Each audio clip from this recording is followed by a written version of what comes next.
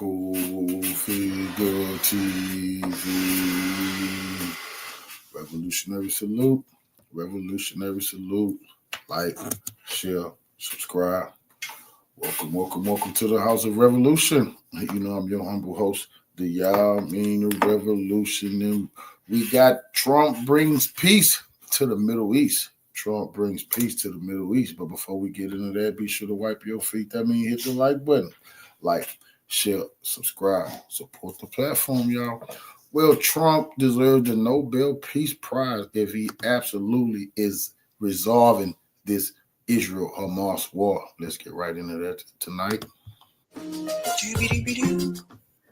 So things can change. And apparently, when it comes to the ceasefire in Gaza, things have changed. Now, everybody's melting down over the story that I'm about to explain to you. And I'm woman enough to admit, you know, I told you guys this before. I will give credit where credit is due, regardless if I voted for that person, if I like that person or not. And tonight's going to be one of those nights where I'm going to have to give credit where credit is due. Doesn't mean I approve of everything, but we're going to get into the details. But I will give credit where it's due. First, we got to go through the timeline. Let's start back. It was recently at Trump's press conference, he made this comment that made people think otherwise. Listen to this. Tuesday. If they're not back by the time I get into office, all hell will break out in the Middle East. And it will not be good for Hamas, and it will not be good, frankly, for anyone. A bill. Let's go back just a little bit here because I do want to increase the volume on this one. And it could just be, you don't want no war. Sometimes these videos can be a little Gaza. President-elect Donald Trump giving the terror organization this warning on Tuesday. If they're not back by the time I get into office, all hell will break out in the Middle East. And it will not be good for Hamas, and it will not be good, frankly, for anyone. A billboard celebrating Trump's comments put up in Tel Aviv. Okay, so they put up a billboard celebrating what he said there. Just a flashback. We ain't got to go through the whole thing, but reminder that Donald Trump said that, right? So a lot of people said that Trump would be worse with the Gaza situation, and that's why you should vote for Kamala Harris because of that reason. When I had this conversation with Mark Lamont Hill on his show, you know, I said, how much worse can you get? Because genocide is genocide. Gaza is already pretty much flattened. It pretty much does look like a parking lot. They've been starving people. They've been bombing people. I'm like, how much worse can you make it in Gaza compared to what has already happened, right? So that was my take on it. And then something happened. Trump made that comment, and then all of a sudden he posted this video of Jeffrey Sachs on Truth Social. And people kind of wondered, is he trying to send some type of a message? And if so, what message was he trying to send? So here's the video that he shared on Truth Social of Professor Jeffrey Sachs. For the war in Syria. And you may actually hear from grown-up reporters who are lying through their teeth or ignorant beyond imagining that, oh, the war in Syria, yes, Russia intervened in Syria. Well, do you know that that Obama tasked the CIA to overthrow the Syrian government, starting 4 years before Russia intervened? What kind of nonsense is that? And how many times did the New York Times report on Operation Timber Sycamore, which was the presidential order to the CIA to overthrow Bashar al-Assad? 3 times in 10 years. This is not democracy. This is a game. And it's a game of narrative. Why did the U.S. invade Iraq in 2003? Well, first of all, it was completely phony pretenses. It wasn't, oh, we were so wrong, they didn't have weapons of mass destruction. They actually did focus groups in the fall of 2002 to find out what would sell that war to the American people. Abe Shulsky, if you want to know the name of the PR genius.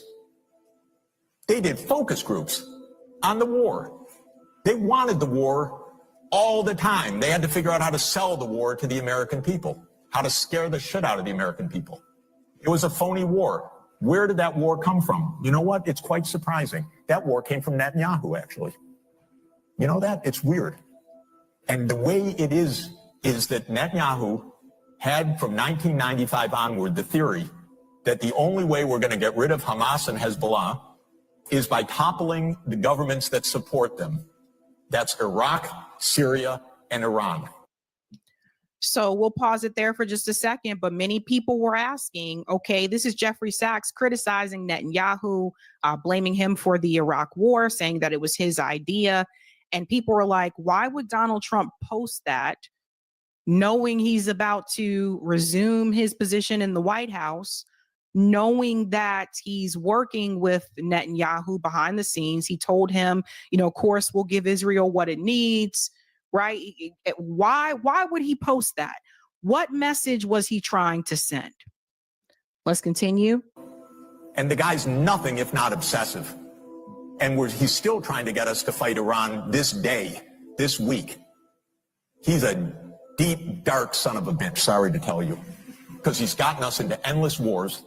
And because of the power of all of this in the U.S. politics, he's gotten his way. But that war was totally phony. So what is this democracy versus dictatorship? Come on. These are not even sensible terms. That was the video that gave many people pause. It's not like Jeffrey Sachs said just one thing there about Netanyahu. He said multiple things about Netanyahu, even, of course, accusing him for the U.S. involvement in the Iraq war. So what was the message that maybe he was trying to send? Then there was this. And this is the video, I think, that gave a lot of people pause. Thank you for sharing this, Noga. Stunned like the true believer he is, Netanyahu proxy Errol Siegel laments, "We're the first to pay a price for Trump's election. The deal is being forced upon us. We thought we'd take control of northern Gaza, that they'd let us impede humanitarian aid." Wasn't that the message that was sent? Didn't Donald Trump say that if he's president, he'll let them stop all of the aid going into Gaza, right? Does this sound familiar? Remember when Donald Trump was running in 2016? Remember the things that he said about North Korea? And he was like, oh, yeah, we're going to go after them. And no, yeah. And then the moment that he was in office, he found some way to work with Kim Jong-un. He found a way to build some type of relationship with North Korea. Could it be possible that the same thing is happening now? I want to show you this video yourself so you can see it. I believe we'll put the captions on because he is speaking in Hebrew, if I remember correctly. So listen to this.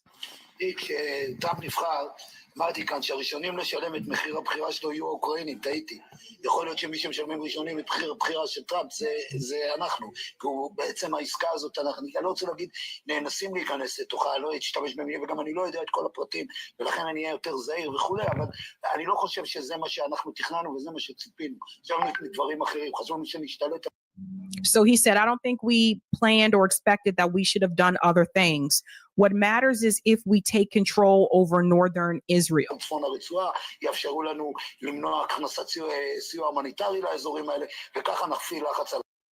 Okay, he said they can allow us to, of course, reduce the humanitarian aid to these areas and thus reduce pressure on. Revolutionary salute to our Queen Yaya Kids for the donation to the war chest. Revolution is a way of life. Absolutely appreciate the little Queen. Salute to you. On Hamas. מה שקורה, וצריך להגיד את האמת לצופים, אם מיליון עזתים חוזרים בצפון הרצועה, צה"ל לא יחזור להילחם בצפון הרצועה. אתה לא תעשה את כל האירוע הזה מחדש, תוציא מיליון איש משם, זה לא יקרה. צריך להגיד את האמת. יכול להיות שישארו בחלקים, בפרימטר, בפילדלפי וכו', אבל מיליון איש שחוזרים בצפון הרצועה, מסיים את הסיפור. ועוד דבר, וזה המשפחות החטופים כנראה צודקות. אך הנשק האסטרטגי של החמאס זה החטופים. הם תמיד ישירו בידיהם קלפי מיקוח. So this is the video that is giving people a lot of pause. So again, we're the first to pay a price for Trump's election. The deal is being forced upon us. We thought that we would take control of northern Gaza, that they'd let us impede humanitarian aid. So this is Israel complaining because now they're saying they are forcing a deal upon us.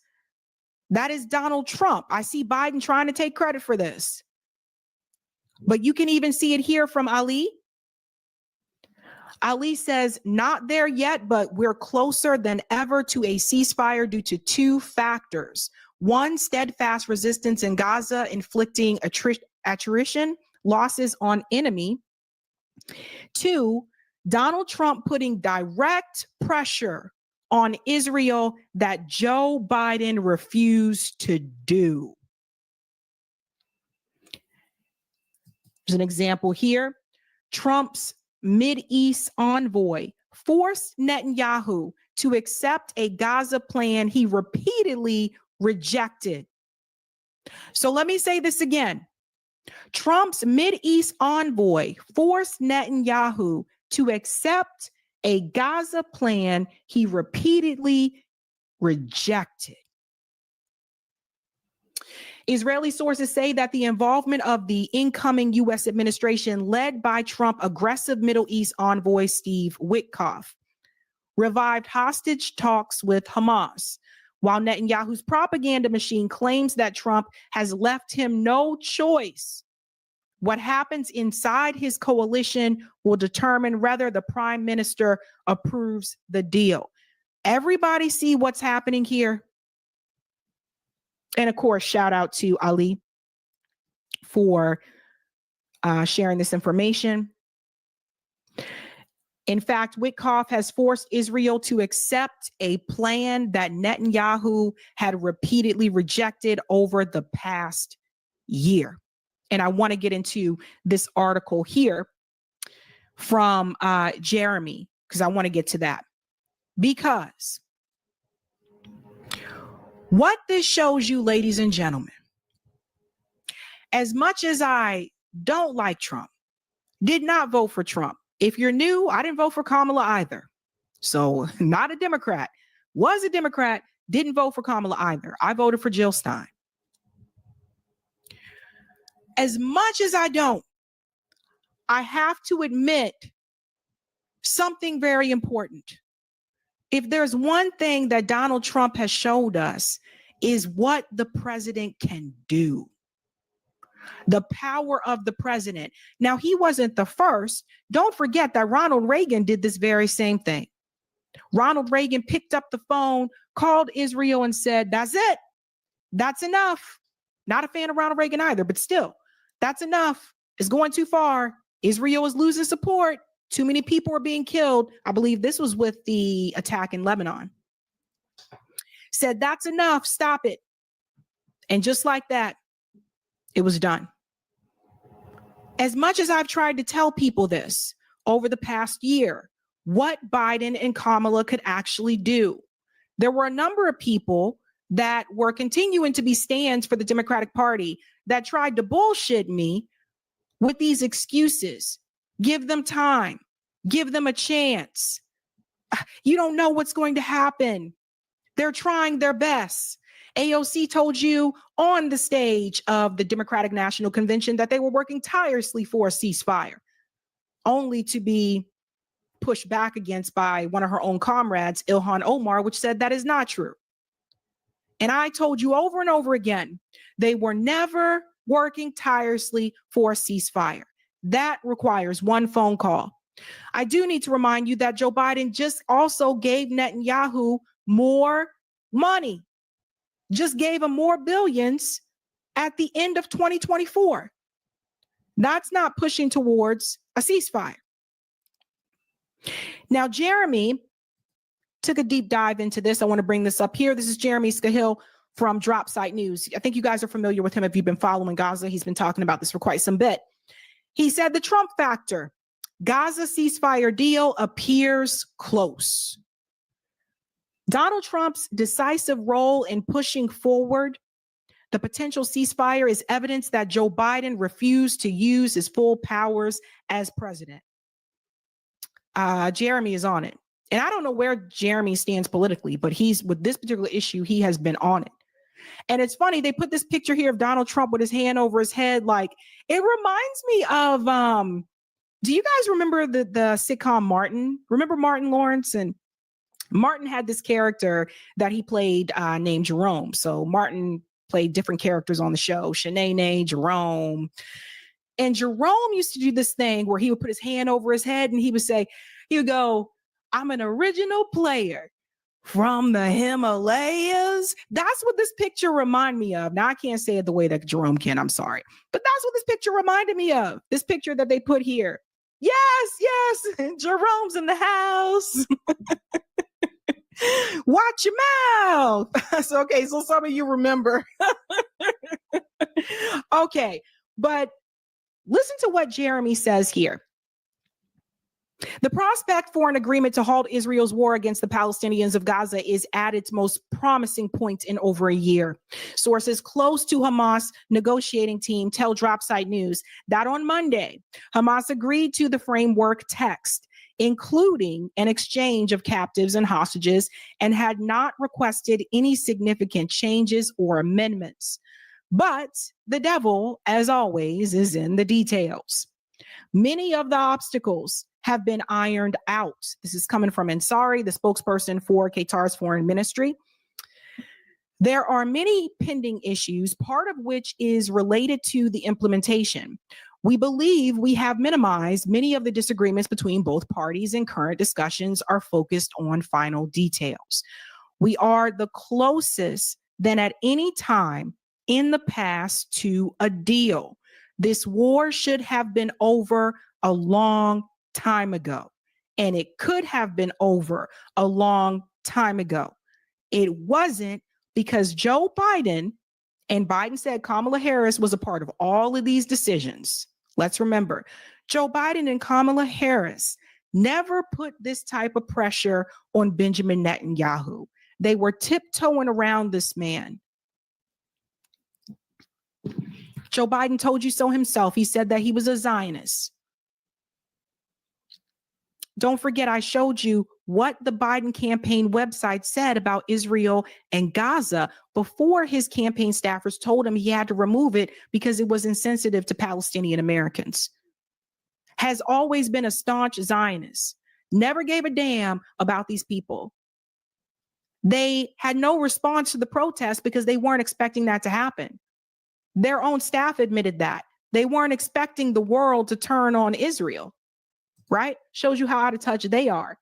Palestinian negotiators told Dropsite they remain cautiously optimistic a deal will be signed, though they point to a previous rounds of ceasefire negotiations that saw Israeli Prime Minister Benjamin Netanyahu insert new demands in the 11th hour, effectively sabotaging the agreements. I hope Netanyahu won't play the same game of the last 15 months. Can you believe it's been this long? It's crazy. The most minute detail can undermine the negotiation. It is not about how big or small an issue it is.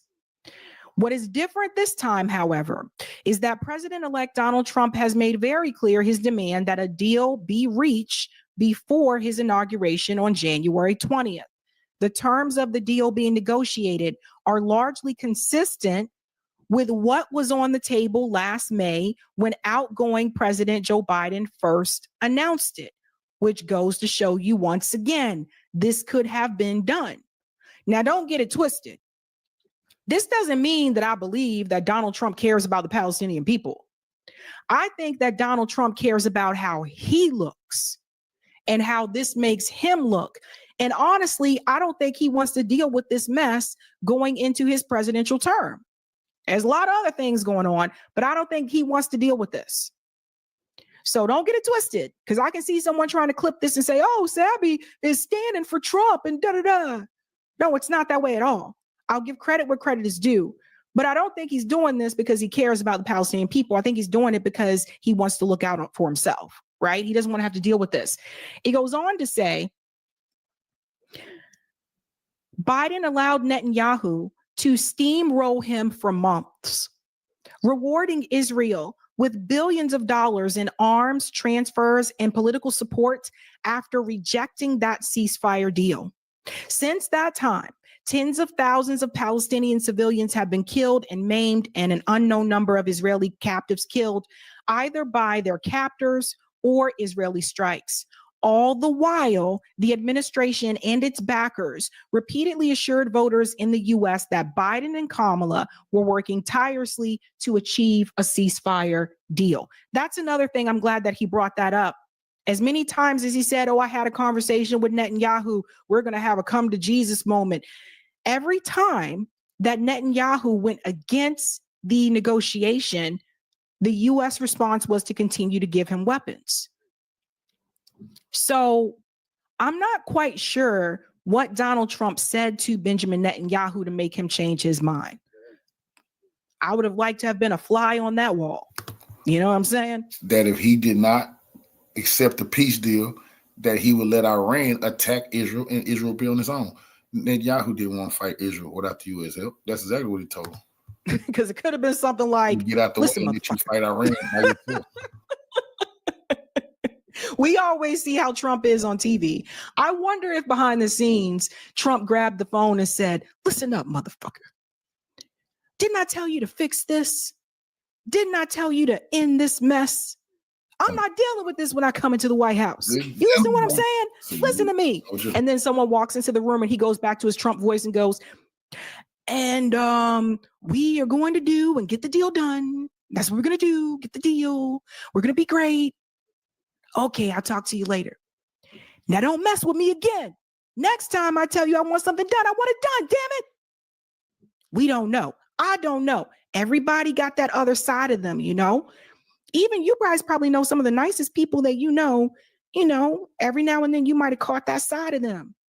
So I don't know what he said to him on the phone, but apparently it was enough to make members of his party come forward on Israeli television venting that we're being pushed into this. We're being forced into it, which means that Biden never forced them into it, which is what I have been saying all along. Now, I got criticized. I was shouted down. I was called a Republican. I was called all these different names because I said, I'm going to vote for Jill Stein, who is right on this issue. And she's not a part of either of these two parties. And people said that I was trying to help Trump win and all this stuff because I was voting for Jill Stein. All the people who came to me with all this trash, what do you have to say now? Because whether you agree with Trump or not, what he is showing you is that a president can get certain things done if they are willing to do it. And Joe Biden was not willing to do it. So the fact that Trump emerged as a decisive player in pushing a potential ceasefire forward is evidence that Biden never used the full powers available to a sitting U.S. president to seal the deal in the summer. While Trump has publicly repeated his threat that he will unleash hell on Hamas if the Israeli hostages are not freed, his pressure has not been solely focused on Hamas. Trump and his aides have made clear to Netanyahu that the president-elect expects Israel to comply with his demands too. Everybody hear this? I understand there's been a handshake and they are getting it finished and maybe by the end of the week, Trump told Newsmax Monday night. So how is it again that he could do this, but Biden couldn't? It's not that Biden couldn't. He just didn't want to. I really do believe that Biden and Kamala Harris, they were planning to drag this out as long as possible. And honestly, had it not been for the protests, they probably would have let him go in even stronger than he did in the beginning. But because of the outcry from the public, then it was like, okay, now we got to try to get them to dial it back or make it look like we're trying to do something to put it into this. I mean, this is just, it's unbelievable. For sure, part of Trump's motivation involves humiliating Biden and claiming victory for freeing the hostages. That's it. That's what it is. I think what Trump is trying to do is to clean house and to start a new slate. And I'm sure he has a lot of ideas about how he's going to reward Israel and Netanyahu once this is done. That's another thing. There is going to be a reward for Israel. So don't think that Israel's not getting anything out of this deal. You can never trust what Netanyahu says or does, but I think the new factor here is really that the new Trump administration does not want the headache. And it tells you here that Steve Witkoff participated directly in the negotiations. And it goes on to say, let me just tell you what the deal is. According to the leaked draft, this is a draft, 3 phases agreement framework. This is how this will work. Hamas will release 33 Israeli held in Gaza. So 33 hostages held in Gaza, some alive and some deceased. And this is what I was saying before. How do we know all those hostages are still alive? Because if they were starving the Palestinians, they were starving them too. This is what I was trying to say last year. Those would be women, children under the age of 19, elderly people, injured or sick civilians. In turn, Israel will release, listen to this, 30 Palestinian children or minors or women. For the 5 female Israeli soldiers being held, 50 Palestinian prisoners will be freed. The exchange would begin with the release of 3 Israelis and then continue in small groups over the course of 7 weeks. Among the Palestinians to be freed would be 47 people who were arrested by Israel following a prisoner exchange in 2011. So they've been in jail all that time. Israel will also release all women and children it has detained since October 7th, 2023. During this period, there would be a temporary cessation of military operations by both sides. So then it gets into other phases. Eric, can you put the link to this in the chat so people can read the full article? I'll try to see if I can get Jeremy to come onto the show. But the reality is, this is something that Biden could have done all along. This is something that Biden could have done all along. Now, let's get to something else, because like I said, there is likely a reward for Netanyahu. Now, this has been leaked from Israeli media. They didn't say which network. They just said Israeli media. Israeli media claims Trump promised to allow Netanyahu to violate the Gaza ceasefire and resume the war after signing a deal. So again, remember where this is coming from. But it's my job to show you everything. Trump's gift bag also includes lifting all sanctions on Israel's spyware, Pegasus, and Israeli settlers and extremists, and allowing major West Bank land theft. So if I were to assume which one of these is more likely to happen, it's probably going to be the West Bank land theft. I think that is still going to happen.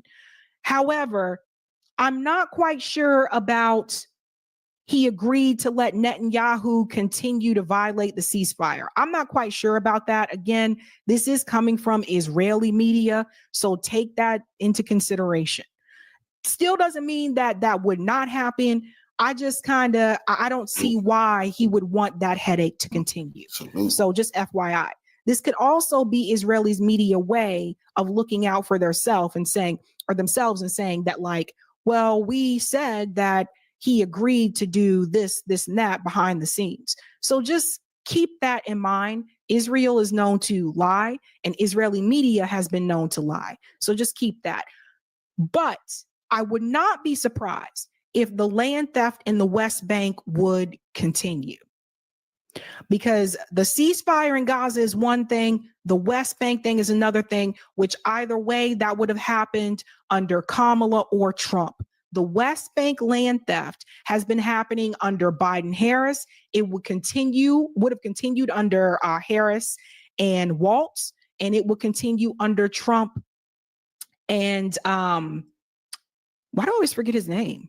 Vance, sorry. It will continue under Trump and Vance. Regardless which side would have won, that is one thing I know that would continue. And it's unfortunate and it sucks. But I will give credit where credit is due for the push for the ceasefire. And some people who called us all kind of names, blocked us and everything, for those of us supporting Jill Stein, some people like Mehdi Hasan, now they're trying to pretend like they didn't realize Biden was lying the whole time, right? So Mehdi Hasan is tweeting, some of us said a year ago that the US president has the power to impose a deal and a ceasefire on Netanyahu and Israel. If President-elect Trump can do it, Biden could have done it for the past year. Shame on him and Blinken and the rest of them. Duh. That's what I said. That's what my comrades at RBN said. That's what Due Dissident said. That's what pretty much almost everybody in independent media, for the most part, that has come correct on this issue has been saying all this time. But Mehdi Hasan wanted to shut us down. Mehdi Hasan didn't want to have those conversations with us because he knew that we were telling the truth. And his job is to stand and protect and defend the Democratic Party at all costs, even if it means selling out his own damn people. That's his job. Now his job is to come in and to pretend like, oh my God, I can't believe Biden and Harris lied. He knew they were lying the whole damn time. This is a part of the game. So you are going to see a number of people do this. Oh my God, this means Biden could have done this. I had no idea. Max Blumenthal, great point here. Had to check him.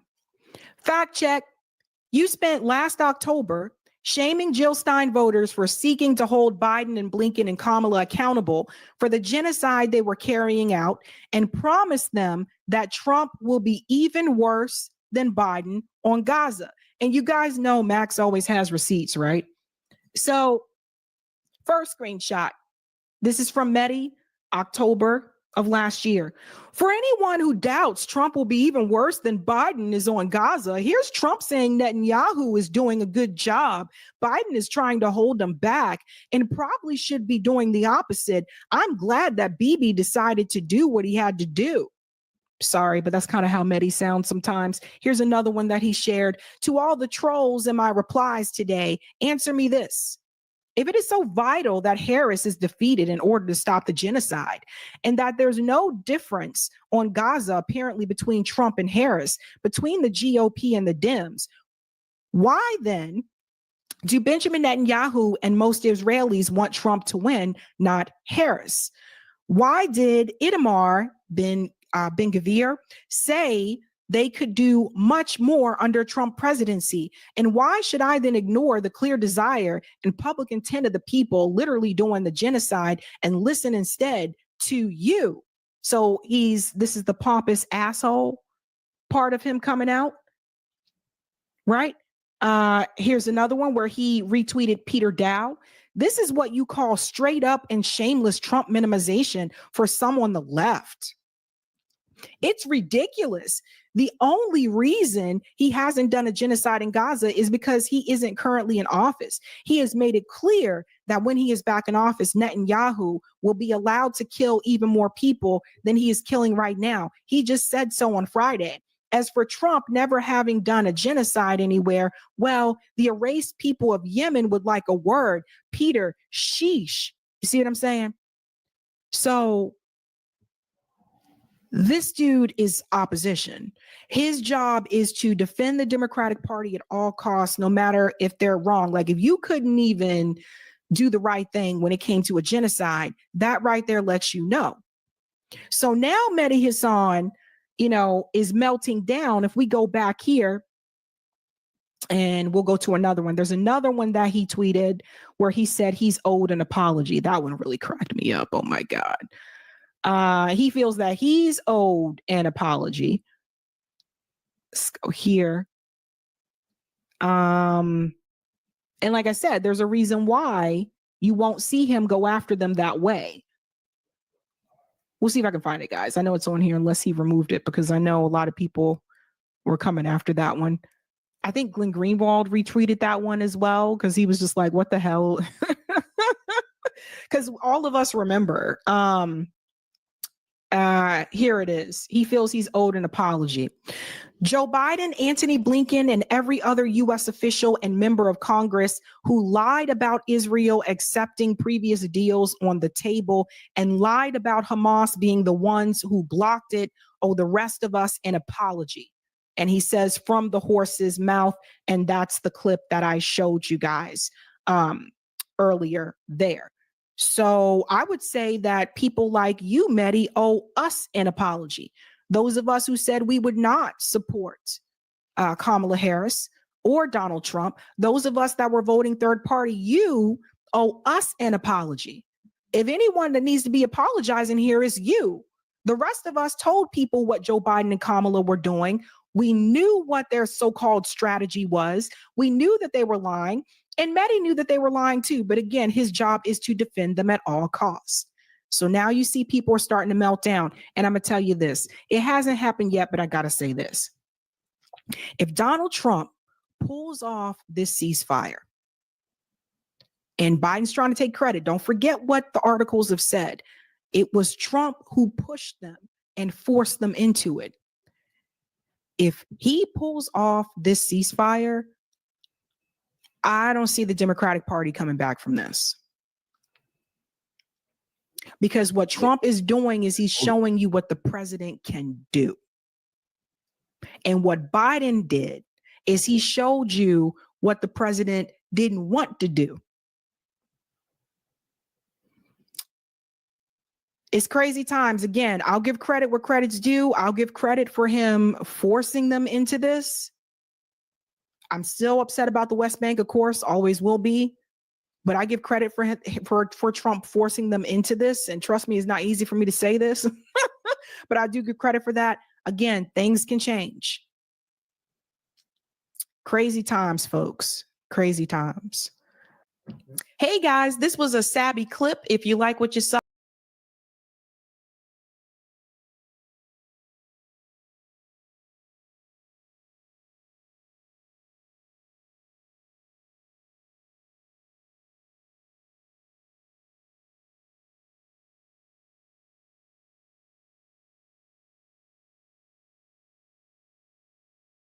who is that? How many assassination attempts do we actually know about? How many have the government told us about? Well, we just found out about 2 new assassination attempts against President Trump. But don't worry, they swooped in. They were allowed to stop these assassins who were trying to kill President Trump. Wait, before you, who is they? The FBI that's prosecuting him right now? Well, who knows exactly? I mean, who is they for what part of the question? Who is they who swept in and stopped it? Well, the Capitol Police seem to have stopped it this time. Okay. So the Capitol Police, at least in part, because Trump was there at the Capitol when Jimmy Carter was laying in state and during the funeral. So there's a huge, the argument could be said, well, maybe they're going after every president that was sitting there at the time to make a show of it. No, it seems like, according to these threats, they were going after President Trump, President-elect Trump, while he was at Jimmy Carter's funeral.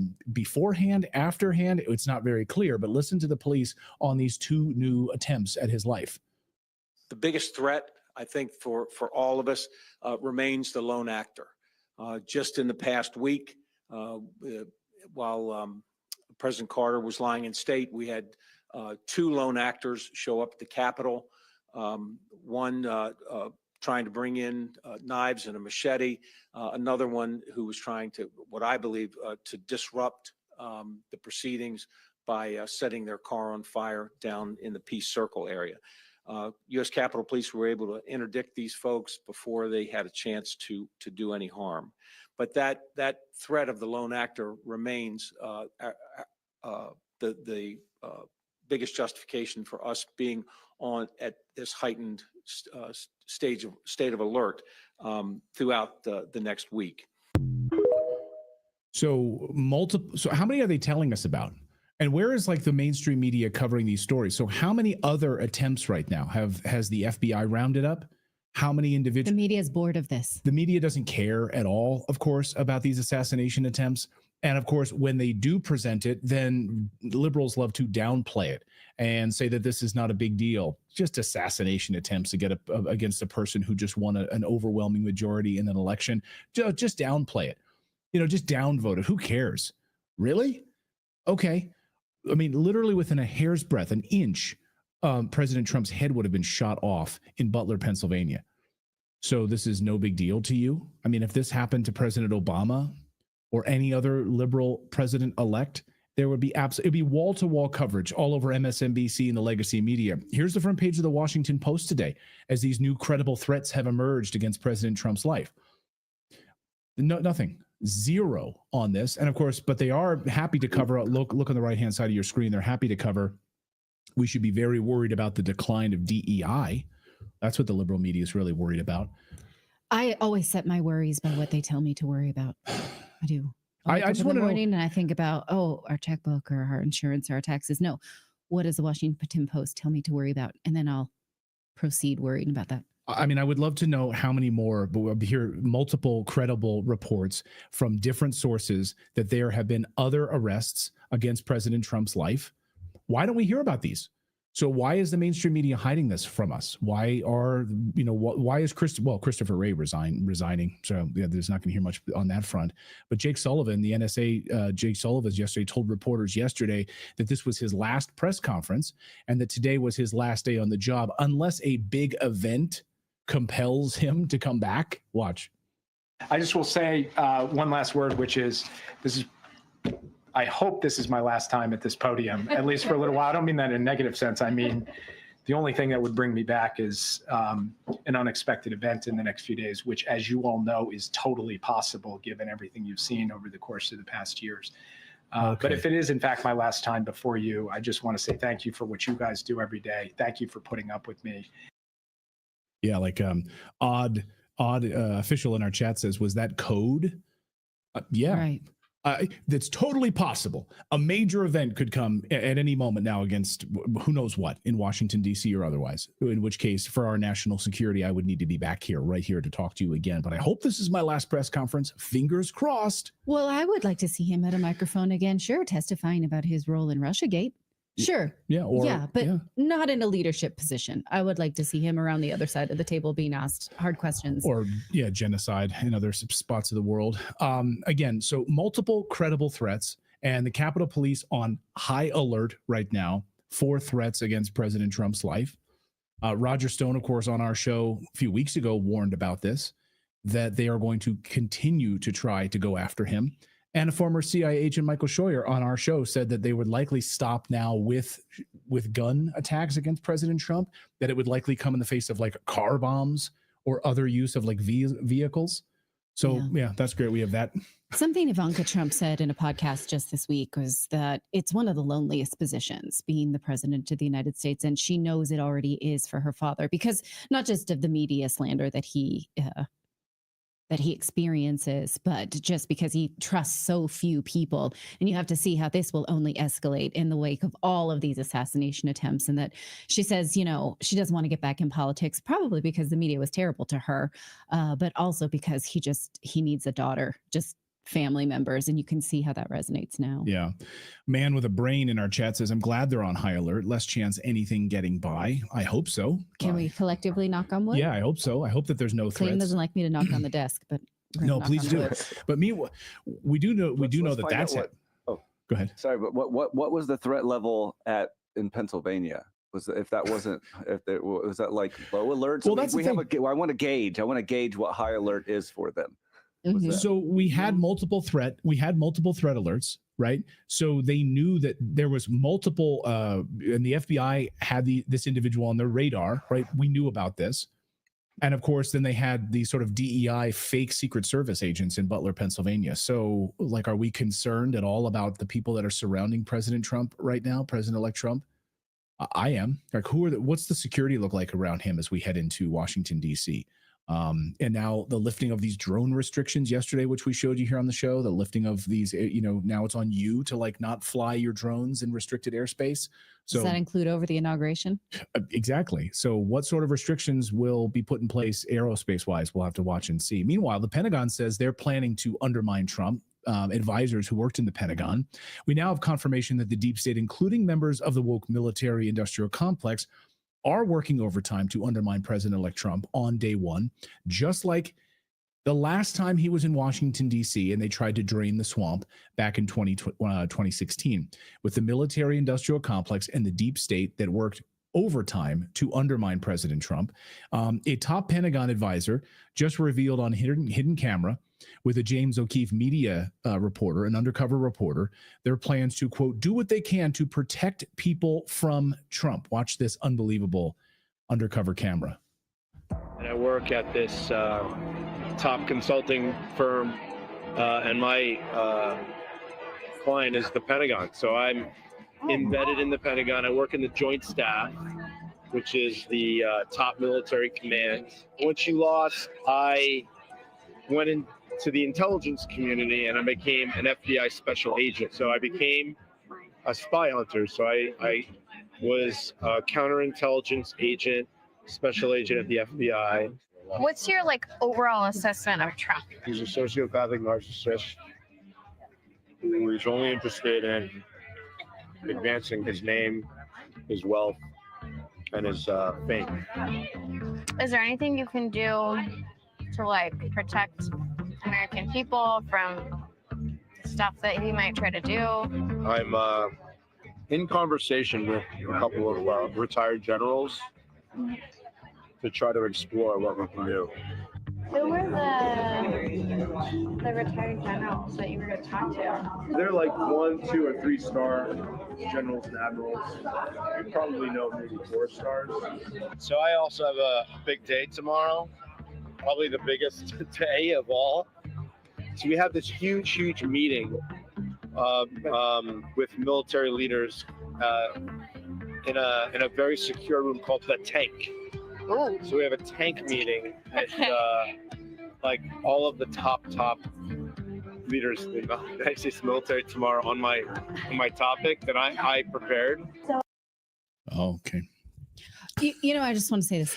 I read Edward Snowden's book. Everyone in Washington is the client of the Pentagon, or everyone who works there, their client is the Pentagon. Right. So that's not all that impressive, but okay. So he's got a big meeting on AI they're trying to tomorrow at the Pentagon. I mean, he's everybody. here having drinks. Former special agent of the FBI, former assistant to Hillary Clinton, senior advisor at the Pentagon, just talking about how to protect the United States from Trump with these 3- and 4-star generals and how this is all going to play out. Okay. You guys feel safer that this guy is at the helm? Well, no, because I assume that that guy's a dime a dozen in Washington, thinking he's going to thwart the Trump administration. I'm gonna happen. Well, I mean, look, it worked last time. So again, it worked in 2016. Yes. They absolutely undermined President Trump. You saw traitorous Mark Milley. Basically, we know what will he be court-martialed as a result of not following orders? So again, we know that the FBI asked social media to censor any pro-Trump information in order to get Joe Biden elected while Trump was in office. So yeah, it's not hard to believe. It's not that I don't believe him. It's that I think that there's a lot of weasels like him. Look, they're good. And yeah, sure. But sure. Yeah. How much power will they have this time around now that we know about it? Well, I don't know. It's a massive bureaucracy, right? I mean, they have $1 trillion a year budget. So anyway, this guy, by the way, Jamie Menina, was busted by Predator DC coming to have sex with an underage girl in November of 2021. It's the same guy. He may have been an active FBI agent at the time. It's unclear exactly on the timeline. He may have just left the Bureau. It's not clear. Or like a few months before this encounter, but he was still, in fact, an advisor to the Pentagon, like he is currently. And here he was busted on camera going to have sex with an underage girl. What's the word I'm looking for? I don't think you need to explain that. Allegedly. Yeah. Thank you. Okay. Thank you. That's the word. I thought you were going to go into detail, and I was Starts going to with ask an you not A-hole. to. Watch.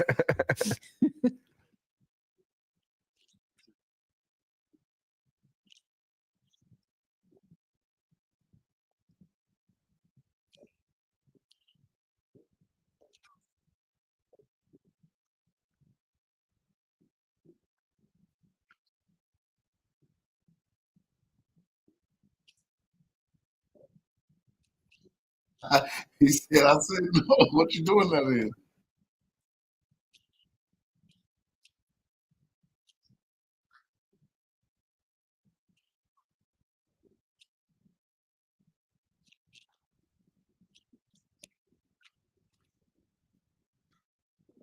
Why was this guy still allowed to be working at the Pentagon? According to James O'Keefe, he's now been fired by the Pentagon and his role there. So he is out. But again, the deep state working actively, of course, to undermine President Trump and President-elect Trump. We knew this was the case. Now we have more evidence of it, on camera admission that that's the case. Oh, maybe All right, thought he was working for the Pentagon. That's a good one. Yeah. How many other Pentagons or how many other pedophiles work there? Who knows? Yeah, exactly. Pentagon. Well, did President Trump just pull off a ceasefire in Gaza? That's what's being reported because Israel and Hamas have agreed in principle to terms of a ceasefire, and there is rejoicing in both Tel Aviv and Gaza. The deal will have both sides exchange prisoners, although Fox News calls Palestinian prisoners terrorists and Israeli prisoners, even though we know that a lot of those people that Israel has in captivity and has had since long before October 7th are women and children and journalists. This document is from Palestinian authorities. They say that Israel has imprisoned approximately 9,000 people just since October 7th alone. Before that, we know they already had thousands, many of them women, children, and journalists. So Hamas still has fewer than 300 Israelis, or around that number. We're still unclear, to exchange. So even if it's a person-to-person, one-for-one exchange, we have to assume that many Palestinians will remain in custody in Israeli prisons. And they never changed the law. They did not prosecute, so it is still legal for them to sexually assault their prisoners. And it is still sort of kosher. I don't know if that's the wrong word. It is still allowed to be done. Okay, but every single one of those prisoners are worth the same exact life for life, right? No matter where they're from, no matter whether they're Palestinian or Israeli, we should want all of them to be returned safely to their homes and not punished for the actions of their government. I think we can all collectively agree on that, right? On this show, we care about them equally. Fox News, though, was very concerned today. Why would Palestinians be celebrating the ceasefire? Harris Faulkner on Fox News was asking her guest, why are these people celebrating in Gaza? While she was showing footage of this, could it be because they want to stop being bombed? Is that one reason? Maybe if she lived in a place where civilian shelters and hospitals were bombed out, she would be happy that that stopped. Is that confusing to you, Clayton, that you want to not live where bombs drop? Is that, I mean, is that a hard one? looking at this B-roll, looking at this B-roll, I mean, I don't see what the problem is. This looks totally normal to me, right? Like this is. Yeah. I would love to have my seen kids play anything like outside this? here. She's wondering why they're celebrating that this would stop. She thinks they should want this to keep happening. I'm just so confused that I almost threw something at the television. Okay, but then let's go to why this happened. What's the deal? Now, the deal seems to be that Israel will remove their presence from Gaza, even though they've said all along they will not do that no matter what. But under this deal, it seems like they will. Let's put a pin in that because we don't know if they will or not. But let's ask ourselves this question. Joe Biden is still the president. Did the Biden administration do this? Well, the terms of the deal that were agreed upon are the exact same deal that the Biden administration offered Israel and Hamas 8 months ago. So why did they agree to it now? Why did we have to have these last 8 months of death? President Biden is victory lapping with this statement. I want to encourage you to go to X and find it for yourself because the comments are gold, reminding him that, no, sir, you didn't really do this. You allowed it to keep going. Glenn Greenwald puts it this way, that this newspaper asks the question and answers it with their own photo. Why did it happen now? This guy. That's what we're pretty much agreeing to, that it's the incoming Trump administration. If you'd like to make an argument against it, I'm all ears, but it would seem that this is the case. Number one, last week he posted a video calling Netanyahu a deep, dark son of a bee who led the U.S. into multiple follies in the Middle East and now wants America to fight a war with Iran on Israel's behalf. That shows us what Trump thinks of the Israeli government and his tolerance for following them into endless wars, which he has spoken out about for decades against war. Netanyahu knew that Biden and Blinken weren't going to stop him from doing Jack S, and you know it. But Trump, even the very pro-Zionist Free Press, admits it was Trump. Here is their post today. What changed? Although the White House deserves credit for persevering in the hostage release talks, the deal probably owes much to the soon incoming threats to visit all hell on Hamas and his ability to press Netanyahu. President Biden can say, don't stop. And everyone in the Middle East did anyway, because they know that Biden is spineless and has no intention of pushing for peace if it means pushing Israel for anything. But not so with Donald Trump, the Free Press says. One meeting with this Special East envoy, and Bibi decided to accept the conditions. But here is where we're still concerned. Still, if and when the ceasefire breaks down, the Israeli government is counting on the Trump administration's unbridled support in completing the destruction of Hamas. Hamas is banking on international action to prevent the war from reigniting it. The most of the world will applaud. So even CBS News points out that it will be up to the Trump administration to implement this ceasefire deal. Keep Israel out of there. Keep Hamas from waging more terrorist attacks anywhere. Can they do it? Even CBS says privately U.S. officials acknowledge this plan for governance is aspirational, they say, meaning nobody could uphold their end of the bargain. And Israel, in fact, is not reportedly upholding their end of the bargain in Lebanon. There is a ceasefire deal there. They are still bombing. They are still pursuing there. And the U.S. has guaranteed the ceasefire in Lebanon, but not done anything about it. So Israel knows the U.S. doesn't mean it. They don't have to uphold it. So they just willy-nilly freely go back into their attacks. Will they do the same if the military is run by a President Trump? This is I don't have an answer for that. This is the question we need to continue to keep our eyes open for. I think we should approach this peace deal with extreme caution, because will Netanyahu now bow this easily to Trump if he really is this deep, dark son of a bee? Because that feels very dangerous. We all should feel the danger of this, especially if he now has to face his own people and the consequences. They don't like him. And then I think we can sort of extrapolate to what this means for the war in Russia. Netanyahu is arguably much tougher than Zelensky, wouldn't you say? Yes, but it really comes down to Putin. I mean, I think if you're saying what does this mean for Ukraine, we've seen over the past 48 hours, President Putin saying that he's ready to meet with Trump. Trump saying he hates that he has to wait until he's president. So will we have an agreement on Ukraine almost immediately as well? It seems that according to sources, I think Colonel McGregor has said that there's already a peace agreement been drafted and ready to go. Has been since 2022. But that Trump's team would be able to work on this with Putin almost immediately. But I'm comparing warmonger to warmonger is what I'm asking you to do as an exercise in fun. Because Netanyahu and Zelensky, right? Zelensky is Weasley. Netanyahu is a lot more dangerous. And so do you think if Netanyahu couldn't keep the war he wanted, Zelensky has any prayer? Oh, no. That's what I'm asking you to do. I see what you're saying. And Trump, Trump was just asked like last week or a week and a half ago, do you trust Netanyahu? And Trump just looked right in the camera and said, I don't trust anybody. Yeah. So go ahead, David. Well, I was going to say, and also Israel has a more effective army than Ukraine would ever have. So they are actually a threat. So good point. Well, fully funded and supported by us, by the United States. Israel wouldn't have an army if it wasn't for the United States. Israel has a massive budget surplus, and I always bring this up, and they have their own space program. We fully send them billions of dollars. We just cut them another $8 billion check. Yes. So they are fully funded by us. And I think that may be part of the threat from Trump. And we've allowed Israel to have their own nuclear program, whereas we took the candy away from Ukraine. We took all the nukes out of their country in exchange for a peace deal. So, and we keep giving money to the army that attacked us from the USS Liberty. So, right.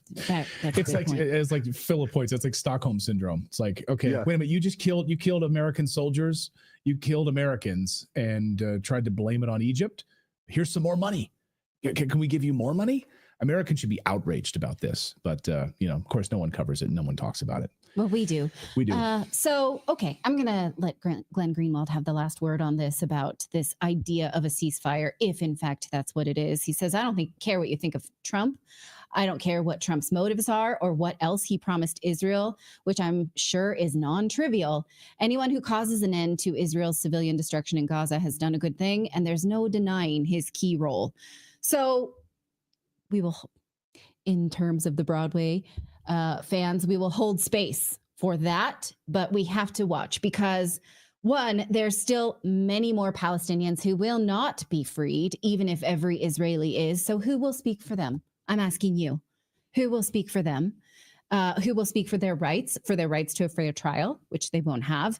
And who will make sure that Israel then does not continue to have a presence in these places, that they do not continue to move into the West Bank? Who will then make sure that we don't follow them into any other wars? It's a big job. This is not the end of anything at all. So we're going to hold on to that. Hold on to your butts, as I like to say.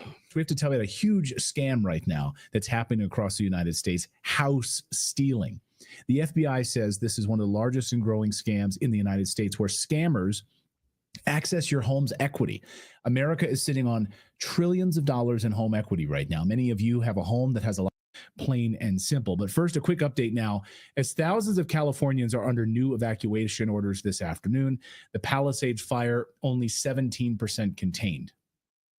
Right now, Los Angeles County is once again facing the most severe wind warning, raising the threat for new fires. Heavy winds could also spread to existing fires. The massive Palisades fire was only 17% contained overnight, and the death toll from this disaster is rising. Now, so again, we now know unequivocally that a failure of government in California is to blame for the spread of these wildfires. Journalist Michael Schellenberger first reported this failure, some great reporting yesterday on his website, Public, and failure to mobilize firefighters before LA fires began led to the catastrophe, says an LA firefighter whistleblower. Now, the LA Times is confirming Schellenberger's reporting that hundreds of fire trucks could have been mobilized, but instead never left the parking lot. LA fire officials could have put engines in the Palisades before the fire broke out. They didn't. I love that a massive news organization, by the way, like the LA Times, was second on a story broken and reported by an independent journalist. Just goes to show you the sign of the times. If you needed any more proof that legacy media is dead, look no further. So here are the LA fire trucks were caught on camera sitting in a parking lot. Hundreds of them. Is that the fire behind that? That's not the sun. No, that's actually you see the smoke and they're just there behind a fence. These needed some repairs, some minor. Look at all the smoke, and they're just sitting there. You can't send them out if they need a smog check, Clayton. Oh, okay. Yeah, if there's something wrong with its alternator, you can't send them out. They could emit something bad into the environment. Right. Nothing like the PVC pipes that have burnt and melted and added all this carcinogens to the atmosphere. But yeah, we have to worry about these trucks, right? So now we know that California didn't receive any response also from first responders for 45 minutes after the fires broke out. It's told to stand down. Nothing. Don't respond. Nada. Rich McHugh did some amazing reporting on this at News Nation and confirmed this. Listen. They claim they didn't see any response until 45 minutes after they called 911. It's hard to believe, Elizabeth, but I wouldn't have believed it either until I saw the video. You know, Michael Valentine, he's a former U.S. attorney for 8 years under Kamala Harris. He and his wife, they live at the top of Pacific Palisades, right next to this ridge line where the fire broke out. He says his wife called at 10:29 a.m. Tuesday morning. That's when they first saw it, and they didn't see anybody come for at least about a half an hour, 45 minutes before they dropped some water. He documented it all on video, giving News Nation an exclusive look of where it started and how quickly it grew. By 10:50, the plume had spread considerably, twice as large. 8 minutes later, the size of the fire seems to have doubled yet again. Still nobody fighting the fire. At 11:13 a.m., nearly 45 minutes after Michael's wife called in the fire, you see a chopper come through. At 11:23, a helicopter comes in, begins to dump water on it. But at this point, the fire is massive and moving quickly down this ridgeline. Jeez, imagine watching that come towards your house like that. No, that's incredibly anxietizing.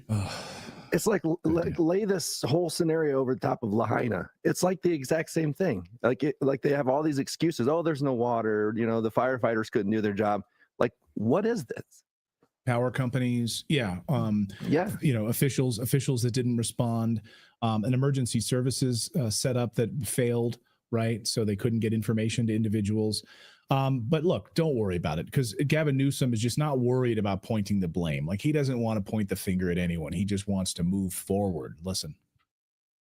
No, it may be the absolute explanation, but there's so much mistrust and finger pointing. Let's just get the facts and let's get them out quickly. Let's stop the finger pointing. Let's just assess the truth. I'm not interested in who's to blame. I want to know what happened. Yeah, I don't. Okay, I'm really concerned. How do you get the facts without asking the questions? The questions are finger pointing. Yeah. He wants the facts, but he doesn't want anybody asking them. Who makes a statement like that is not guilty of something? Those are the people that don't want any investigation into what's going on. You know. Yeah. Have you seen Michael Rappaport on Instagram today? He went crazy on Gavin Newsom. Gavin with the good hair. He's like, "You're done. No more mistakes, Gavin with the good hair. You're done. You don't get to make more mistakes when people die, when people's entire livelihood." Oh, he cares. He cares about California. He doesn't care about the genocide in Gaza, by the way. He's totally fine with that. Michael Rappaport. Yeah, he's totally fine on that side of it. He can pick his outrage, I guess. Well, I can pick what's entertaining, what he says. Yeah. That's what I did. So, you know, again, Michael Schellenberger's reporting over the past 24 hours is pretty eye-opening, because he's now saying that the money that was set aside for these fires and these disaster relief efforts and prevention of these fires was rerouted basically for DEI and climate programs inside of California. So the money that was meant for this was rerouted, a misappropriation of funds. And we also know, of course, that the reservoirs should have been filled, and they were supposed to have been. Why were they emptied in the days before the fires? Why, when they sent out these notices about the incoming fire problems, did the mayor fly to Ghana? So they knew that this was coming. They had these alerts and awareness about it. So anyone who's sort of painting that this is, it's just climate change, you know, you're an idiot. Of course, Trump has been merciless right now against Gavin Newsom, calling him Gavin Newscum. And it's, you know, that I think even that title has been now trending all over social media. But don't worry, Gavin's heard it all before, and he's got some thick skin, he says. Watch. I get it. They want to take us. I get it. I'm not naive. I get the California derangement syndrome. I've been living with that for years and years. New scum. You know, the same seventh grade. I remember the guy on Baltimore Avenue that called me new scum. I was in seventh grade. I can handle that. We'll leave that aside. I understand what they're trying to do. I want to work with them. It's not about me. It's about people that we both represent.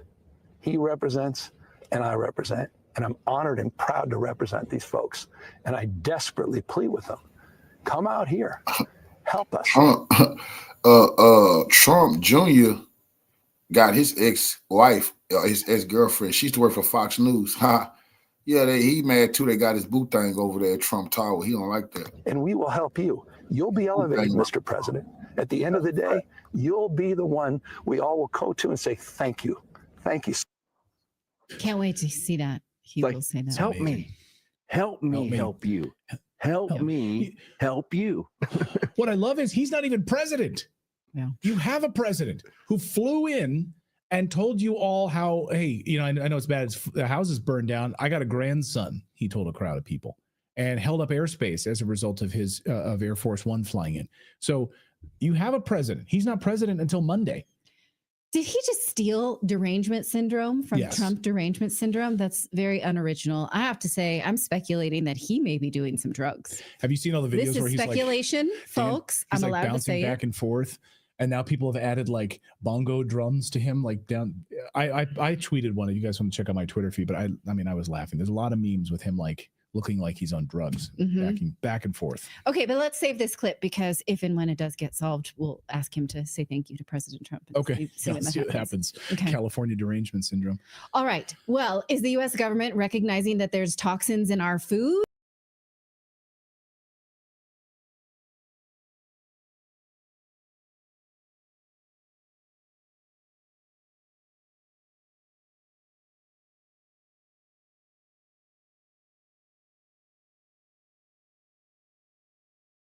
And a big thanks to Chris and Reese for that beautiful little musical interlude. Next show, it will be there in complete post-production clarity and brilliance. Deeply grateful to you, gentlemen, for that. It's a day of victory. It's a victory for Donald Trump. It is undoubtedly the case. But for Donald Trump's victory, this ceasefire about to come into effect in Gaza after hundreds of days of mass murder and mutilation, amputation, and carnage, it's Donald Trump's victory. There is no doubt whatsoever about that. Before even taking office, Trump has brought about an end, albeit it may be a temporary end, caveats included. It has brought to an end one of the most shocking and horrific passages of human history since the Second World War. Hundreds of days of sustained, unbroken mass murder, mutilation, torture, amputation, disappearance, and disgrace. It has been a period in which the state of Israel died, not died yet physically, organically, but died in the minds and in the hearts of the people of the world. Nothing will ever be the same again. If the torture and mass murder, genocide in Auschwitz had been live streamed, it would have looked something like what we've been looking at over this last year and a bit. And Donald Trump, before even taking office, was able to order that it should come to an end. While Joe Biden, Genocide Joe, and Butcher Bloody Blinken, the Secretary of State for mass murder and genocide, said that they were working night and day to bring about this ceasefire, which, as Mossad commentary just said on Twitter, could have been agreed on October the 8th. It's exactly the terms of the ceasefire proposed by the Palestinian resistance, scores of thousands of dead women and children ago. Mossad got it right. Blinken got it right today when he said that the Palestinian resistance. Revolutionary salute to our brother Vincent Brown for the donation to the war chest. Revolution is a way of life. Absolutely appreciate the love, family. Salute to you. Resistance had recruited at least as many new fighters as it had lost in the course of this genocide. Not me that's claiming that, Mr. Censor, Mr. Prosecutor General.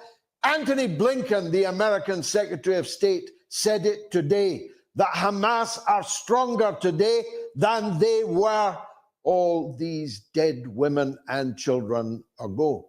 Donald Trump achieved it. He brought it to an end.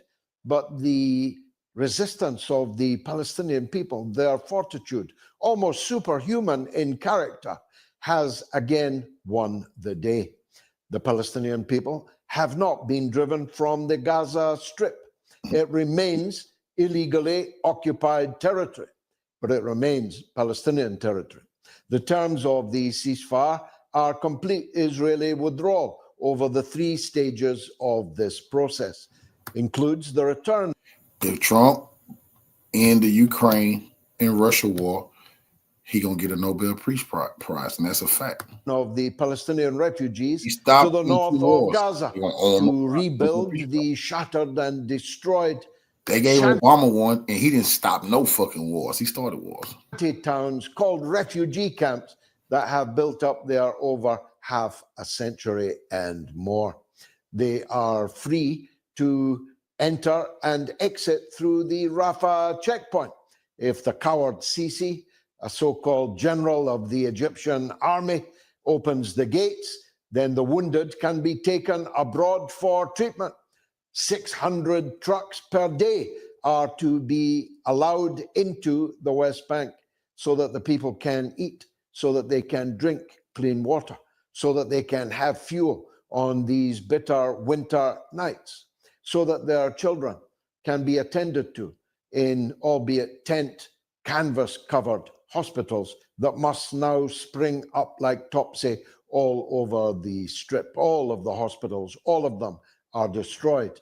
So we are returning to rudimentary field hospitals. But that must be done immediately because there are tens, maybe scores of thousands of patients who urgently need medical attention, all of which is now possible thanks to the ceasefire. The prisoners that the Palestinian fighters on October 7th took must now be returned. Those who've been killed under Israeli bombardment will return as deceased. But those who are still alive will be split into the 3 different stages and will be released. 30 Palestinian hostages will be exchanged for each single Israeli hostage. Well, that's partly because the world believes that an Israeli is worth at least 30 Palestinians. Actually, add a 0 to that, maybe even 2. But because Israel has an exponentially larger number of Palestinian hostages, prisoners held unjustly, held in most cases without charge or trial. They have many more prisoners in their dungeons. High-profile people will be included. I'm not going to name them for fear of jinxing it, but I'm praying for the return of some of the highest profile prisoners of them all. I hope for the maximum number of Israeli prisoners to be released alive. I mourn the death of those who were killed by 15 months of unremitting onslaught, by 2,000-pound bombs, all of them supplied by Joe Biden and Antony Blinken. It proves the point that Joe Biden could have ordered this cessation scores of thousands of dead women and children ago. It proves the wisdom of the voters in Dearborn, in Michigan, and elsewhere who refused to vote for Kamala Harris because of her involvement and complicity in mass murder and genocide. It proves the wisdom of those 29% of Joe Biden voters in 2020 who did not vote for Kamala Harris and who placed the carnage in Gaza as the #1 reason why they could not do so. It shows the wisdom of those of us who said we'll not be happy that Donald Trump is back in the White House, but we'll be very happy indeed if Kamala Harris is not. It proves the wisdom of those like me who supported Dr. Jill Stein. It proves the wisdom of those like me who said, vote anyone at all. Uncle Tom Cobley, Panda the Bear, anybody at all, but not Kamala Harris. Because make no mistake about it, if Harris had won, there would have been no ceasefire today. Now, there are many caveats that have to be entered. First of all, Israel might break the ceasefire as they have broken hundreds of ceasefires before. Israel has shifted its murderous activities in the last hour from Gaza to the West Bank. They are bombing their own country. That's what they call it, isn't it? They don't accept that it's occupied territory. They say that Jenin is in Israel. In that case, they're bombing their own country from the air with F-16s, bombing refugees in their own country and any other country in the world. That alone would be cause for the greatest hue and cry, followed by sanctions and international ostracism. Israel is still breaching the ceasefire in Lebanon, still killing people, 5 today in Lebanon, even though a ceasefire under American supervision was long ago agreed. War may very well break out full scale in the West Bank and in Lebanon, but at least for now, it will still in Gaza. And seeing those pictures of the deliriously happy Palestinians who've survived, 16% of Gaza's population has been murdered by Israel in 15 months, a kill rate which no genocide ever in modern times has ever remotely approached. And as we look at the ruins on the battlefield, we have to include amongst the casualties the entire respectability of being a friend of Israel. These friends of Israel are jointly, collectively responsible for all of the crimes that their friend has carried out. They have shilled for it. They have lied for it. They have pushed for it. They have paid for it. They have armed for it. They have covered for it every step of the way. And now, declaring that you're a friend of Israel would be akin to declaring yourself a friend of, think of the worst criminals in history. It would be akin to declaring yourself a friend of that. And we must drive home that advantage.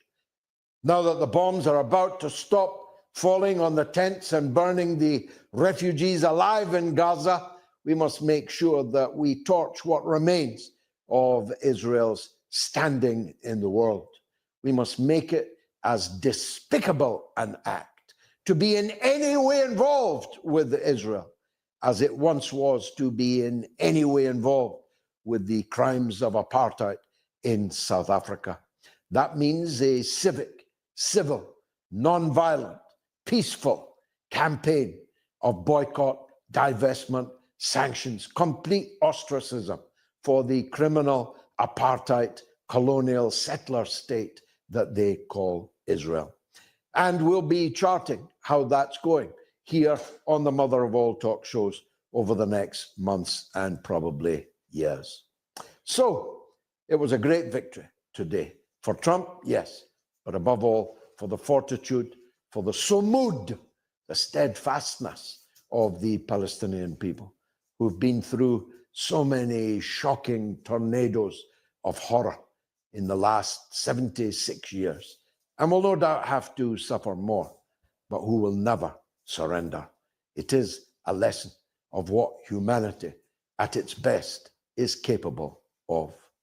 We bow our head for all the martyrs in Palestine, in Gaza, all the children, all the women, all the men, all the mothers, the fathers, the grandparents, the sons, daughters, brothers, sisters, husbands, and wives.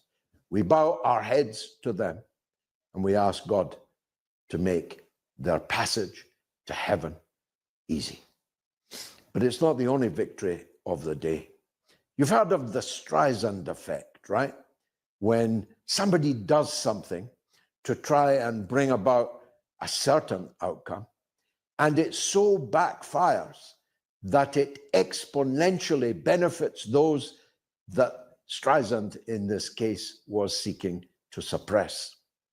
The attempt to ban TikTok, or rather the Capone-like, mafia-like attempt to tell TikTok they had to sell their company to an American owner or be banned. Capitalism, right? Free markets, right? Give us your asset worth $100 billion. Give us your asset at a fire sale price, or we will close you down. It's the American way. Well, TikTok stood firm and refused to sell. And from this weekend, it will be banned. But here's what's happened. There has been a mass exodus of American TikTok users to another Chinese app called RedNote. And more importantly, the second biggest gainer is the Chinese version of TikTok. Millions of young people in America are now watching Chinese TikTok. And they're picking up the Chinese language. And they're being warmly welcomed by the Chinese users. And a debate, a dialogue has begun between millions of American youngsters and millions of Chinese youngsters. Red Note and the Chinese version of TikTok will soon dwarf every other platform of its kind amongst American youth. And so Capone didn't get his own way. Corleone made them an offer they couldn't refuse, but they did refuse.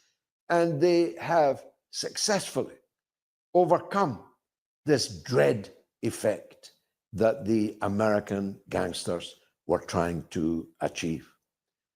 Now, lastly, it's only a few days.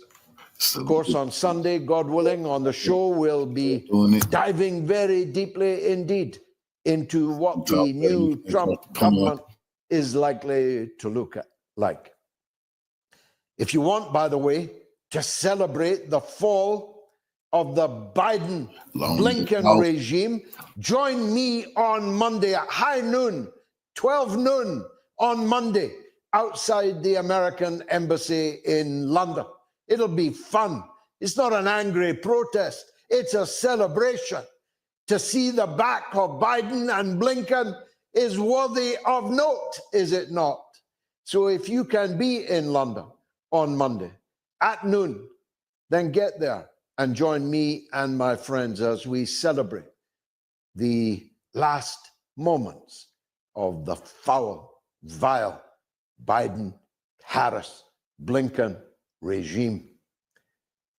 But the seeds are already sown of a hybridity, of a dichotomy between one part of Donald Trump's base and another part. The first part, much more long-standing and much more representative of the working class base of Donald Trump's new Republican Party, is led by Steve Bannon.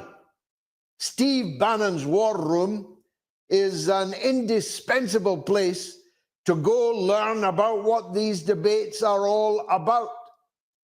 Bannon will be fighting for the ear of Donald Trump. It's the war of Donald Trump's ear that begins on Monday, indeed has already begun. The other part, much more Johnny-come-lately, is the big tech bros, personified, of course, by the ubiquitous figure of Elon Musk. And Vivek, who might well about to be the new senator for Ohio in the stead of J.D. Vance, about to become vice president of the United States of America.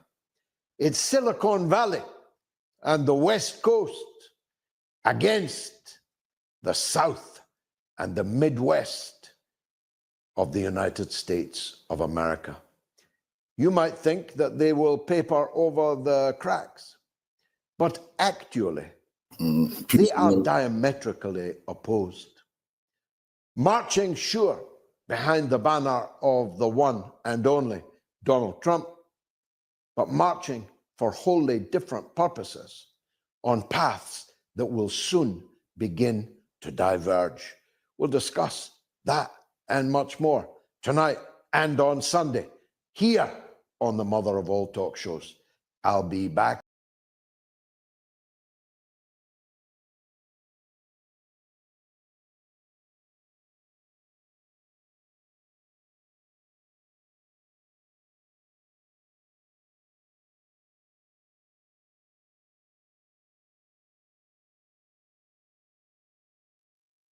It is January 15th, 2025, and I have a bone to pick with every member of the Biden administration, namely Tony Blinken and every member of the mainstream media here in this country who have waited until we were on the brink of a ceasefire and hostage release deal between Israel and Hamas to suddenly come out and start calling out Israel or admitting even a fraction of the hell on earth that the Palestinians have been living under in the Gaza Strip for the last 15 months.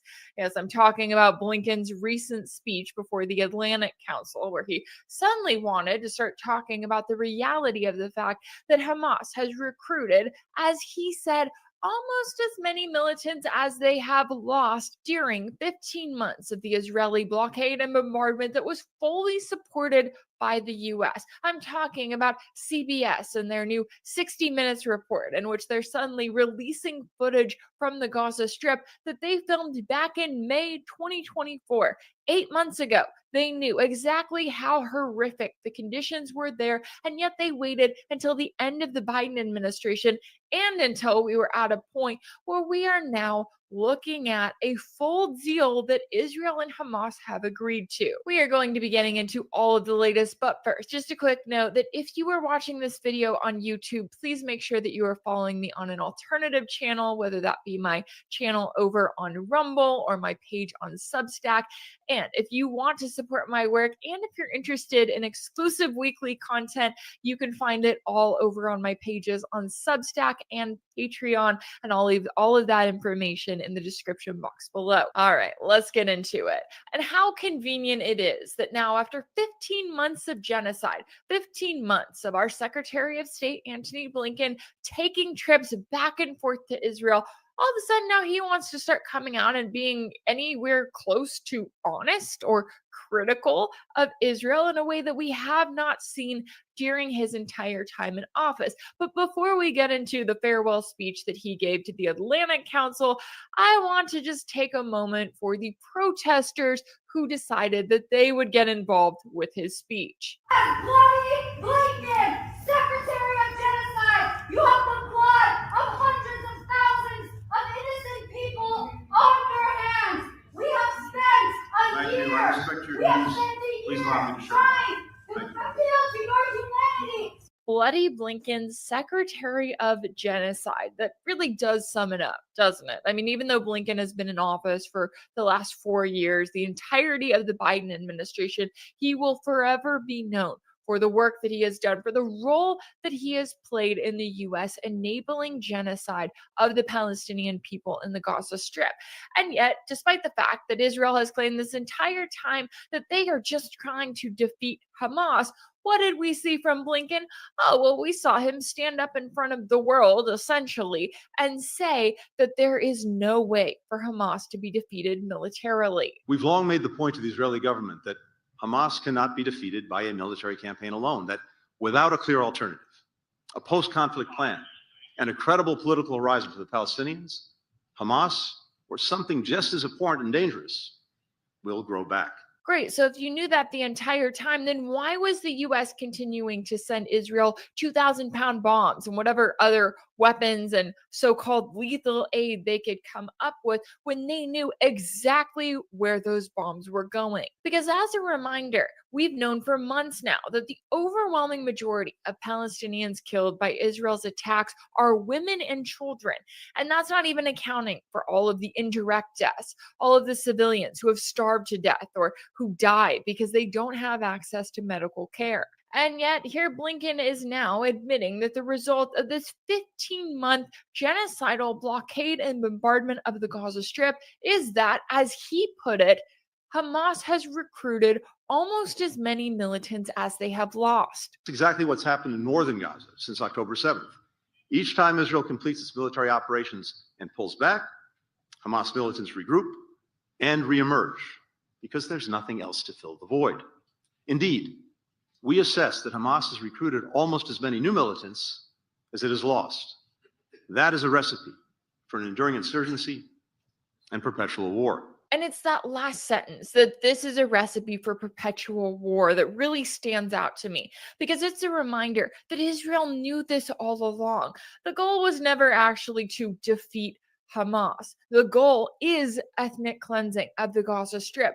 That's why you've seen Israel completely destroy the Gaza Strip and make it unlivable. The goal has been to target the Palestinian population, not just because it means that there's less of a population for Israel to deal with, but also because it means that the more that you target the population, the more support there is going to be for the resistance. And for as long as there is a resistance, then there is an enemy for Israel to continue to fight. And there is an excuse for them to continue on with this war for as long as they want to. And I know that Blinken knows this. It's just interesting to see him taking a little bit of a break from the "but October 7th" rhetoric to then admit that the US and Israel have been the most successful recruiting tools for Hamas, the same group that Israel claimed that it was actively going to defeat.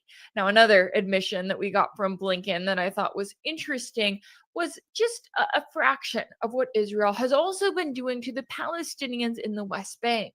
In the West Bank, Israel is expanding official settlements and nationalizing land at a faster clip than any time in the last decade, while turning a blind eye to unprecedented growth in illegal outposts. Violent attacks by extremist settlers against Palestinian civilians have reached record levels. And that's because the US is enabling it. I mean, if Israel is getting away with an all-out genocide over in the Gaza Strip, then what's to stop them from terrorizing Palestinians in the West Bank and actively stealing their land? And not only that, but it was just this week that Israel and the Palestinian Authority agreed to release $500 million in Palestinian tax revenues only because it's being used to pay for electricity and fuel supplied by Israel. But the fact that Israel decided it would arbitrarily withhold tax revenue collected by the Palestinian Authority back in October 2023, and it is still refusing to release those funds, is just insane. So insane that it even made it into Blinken's speech. Israel's government has systematically undermined the capacity and legitimacy of the only viable alternative to Hamas, the Palestinian Authority. Consider funding. Israel continues to hold back PA tax revenues that it collects on behalf of the Palestinians, funds that belong to the Palestinians and that the PA needs to pay people who provide essential services like healthcare and security in the West Bank, which is vital to Israel's own security. Now, I do have a long list of criticisms of the Palestinian Authority, and I think it's important to note here that the only reason that Blinken is promoting the PA whatsoever is because the US and Israel know that they are capable of controlling this group, which is also a reminder that that's not even good enough for Israel anymore. In fact, Israel has gone on such a power trip in the last 15 months that Netanyahu has made his entire personality claiming he is the only person who can prevent a unified Palestinian state. And what does that tell you? When it would be all too easy for Israel to just play the game, allow the presence of a quote-unquote Palestinian state that they know that they can fully control just to kind of appease everyone and especially appease the region. Well, they've gotten to have their genocidal fun under the Biden administration, getting away with really whatever they want to, as the rest of the world has done absolutely nothing. And now we have the incoming Trump administration. But the Trump administration does not want the loud and proud version of genocide that the Biden administration has allowed. Now, Trump has made it very clear that he would prefer a much more quiet genocide, right? He doesn't want there to be all of the bad publicity for Israel with all of the massacres it's carrying out targeting Palestinian civilians. So that's why I think that you're seeing this sudden push and why you're even seeing this announcement of a deal between Israel and Hamas that will allow for at least a temporary ceasefire and hostage exchange, is because they know that Trump is on the other side of it and he wants to push for normalization. And Blinken more or less admitted this during his farewell speech at the Atlantic Council, where he noted that the more that Israel continues to massacre Palestinians, I'll say, the more that they are isolated on the international stage and the harder it is to pursue normalization in the region. The suffering of civilians in Gaza is a tragedy in its own right. It's also isolated Israel internationally and imperiled its hard-earned strides toward building relationships in the region. The longer the humanitarian crisis in Gaza goes on, the more Arab countries that recently normalized relations with Israel will face pressure from their populations to walk away. And notice there how he says the populations, because Israel's not worried about the Saudi government or really other regional governments who have sat by and done absolutely nothing over the course of 15 months of genocide. No, they're worried about the populations in the regional countries, the people rising up and targeting the regional governments who, again, are doing nothing whatsoever because they don't care that Israel is committing genocide against the Palestinians. And it's so telling to me, right? It comes back to this information war that we are currently in, and the fact that you have networks here in the US like CBS News. They are a perfect example. They released a 60 Minutes report last weekend in which they detailed the horrific reality of life in the Gaza Strip. They talked about the pressure that diplomats have been under from the US government and the ways in which the Biden administration has actively silenced reports from coming forward showing what Israel is doing in Gaza. Oh, but they also released footage that they filmed back in May 2024, which tells us that they literally waited 8 months to release that footage, to let the public know what was happening in the Gaza Strip or how many US-made bombs were littering the ground all around and were playing a role in everyday lives of the Palestinian civilians. They waited for 8 months. And what was CBS doing during that time? Well, they were apparently busy with other projects, at least one of which included a full-on report and an interview with a member of Mossad, where that member bragged about the literal terrorist attack that Israel carried out targeting the civilians of Lebanon. And it was presented by CBS in this way of saying, oh, look how dangerous, how all-powerful Mossad is. They can target anyone, anywhere, at any time. And not once did they decide to mention the footage that they had collected months earlier of the genocide that Israel was carrying out just next door. It's yet another reminder that you don't have to look far to find overwhelming hypocrisy coming from members of the mainstream media or members of the US government, especially when it comes to those individuals who are now suddenly speaking out, now suddenly talking about Israel's war crimes or the horrific reality of life in Gaza for the Palestinian people. And these individuals are acting as if they just found out about it when they have known the truth all along. And that tells you everything that you need to know, that they waited months. They waited until the end of the Biden administration. They waited until we were on the brink of a ceasefire deal to come out and to speak up publicly about what the US was supporting the entire time. And that's something everyone should be talking about. If anything in this video resonated with you, be sure to like it, share it with your friends, leave a comment. And as always, don't forget to subscribe. And if you want to keep up with all of my work,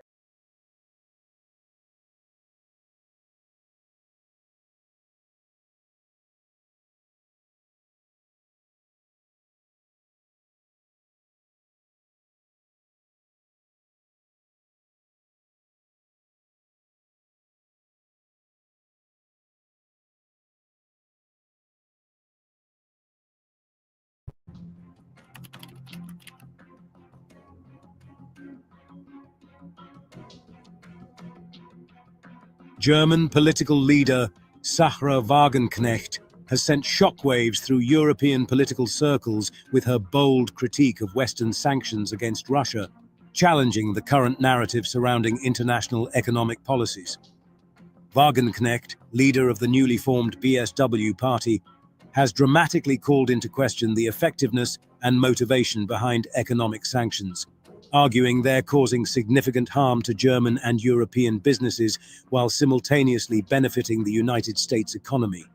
During a recent election conference in Bonn, Wagenknecht declared, "The sanctions have nothing to do with morality or human rights.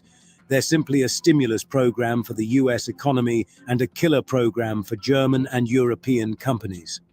Her statements represent a significant departure from mainstream German political discourse, suggesting that economic considerations should prioritize lowest price criteria over ideological constraints. The BSW party, founded in January 2024, has quickly gained traction by positioning itself as a critical voice against current foreign policy approaches. Its platform advocates for diplomatic solutions to the Ukraine conflict and questions the traditional alignment with US foreign policy strategies. Wagenknecht's critique goes beyond mere political rhetoric, providing substantial evidence of the economic devastation caused by current sanctions. Detailed economic analyses suggest that European businesses have experienced unprecedented challenges since the implementation of these restrictive measures. Specifically, the sanctions have created a complex economic landscape where German manufacturing and energy sectors have been disproportionately impacted. Small and medium-sized enterprises have reported significant revenue losses, with some industries experiencing up to 40% reduction in international trade capabilities, particularly in sectors traditionally dependent on Russian resources. The energy sector has been particularly vulnerable. Natural gas imports, which were once a stable source of affordable energy for German industries, have been dramatically disrupted. Wagenknecht argues that this disruption has created an economic vulnerability that primarily benefits US economic interests, who can now sell more expensive liquefied natural gas to European markets. Her economic analysis reveals a strategic disconnect in current Western policy. While the sanctions were intended to pressure Russia, they have instead created an economic paradox where European economies suffer more significant long-term damage than the targeted nation. The BSW party's approach emphasizes pragmatic diplomatic solutions over punitive economic measures.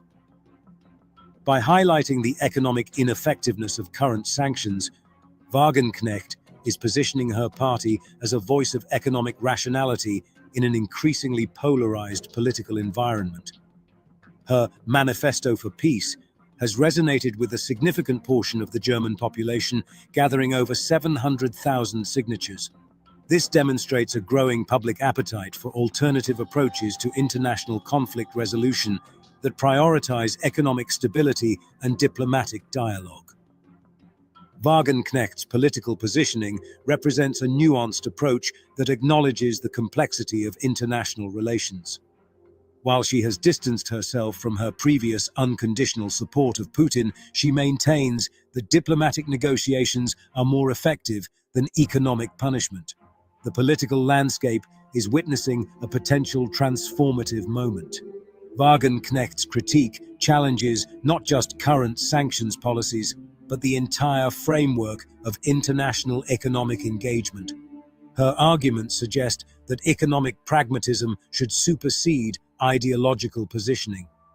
As Germany prepares for upcoming elections, the BSW party represents a significant potential disruptor in traditional political dynamics, challenging established narratives about international economic policies and diplomatic relations. The unfolding political drama underscores the ongoing debate about the most effective approaches to international conflict resolution, economic sanctions, and maintaining national economic interests in an increasingly complex global landscape.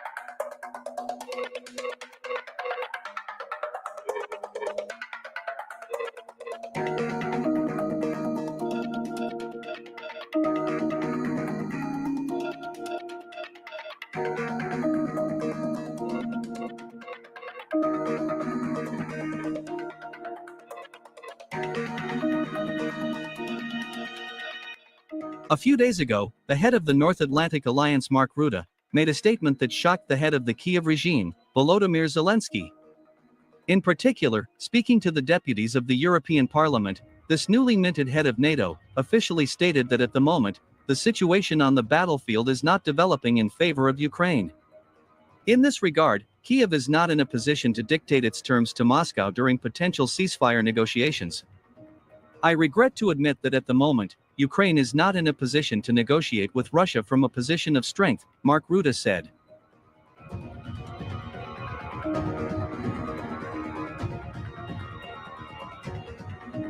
My dear friends, let me remind you that in October last year, Mark Rutte stated that Ukraine needs to continue fighting to force Russia to come to the negotiating table on Kiev's terms.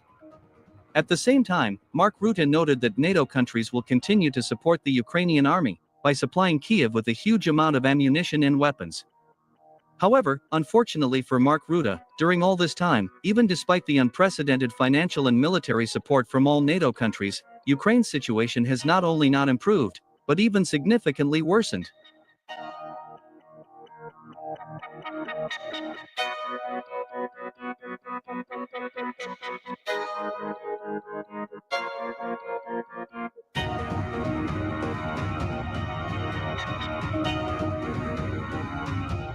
Over the past 90 days, the Ukrainian army has lost not only dozens of strategically important settlements in Donbass, but also significant territories in the Kursk region. At the same time, the retreat of the Ukrainian army units is even recorded in the Zaporizhia and Kherson regions. By the way, Mark Rutte's speech to the deputies of the European Parliament was broadcast live on Ukrainian TV. The most interesting thing is that when the head of the North Atlantic Alliance acknowledged the plight of the Ukrainian army live on the air, Ukrainian TV abruptly interrupted the broadcast, citing technical problems.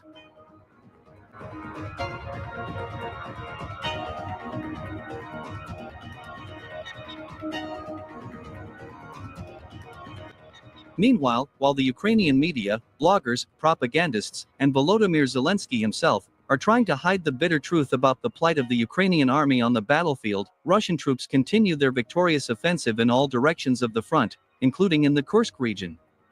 So, a few hours ago, war correspondents stated that Russian units of the group of troops under the designation center had liberated another settlement in Pokrovsk direction of the front. In particular, we are talking about the urban-type settlement of Zelenoy. It's almost over for Zelensky. The Ukrainian telegram channels also confirmed the transfer of this settlement under the control of the Russian army. Thus, over the past 48 hours, the Russian army has liberated 3 settlements in Pokrovsk direction of the front, rapidly approaching the city of Pokrovsk from 3 directions at once: the south, southeast, and southwest.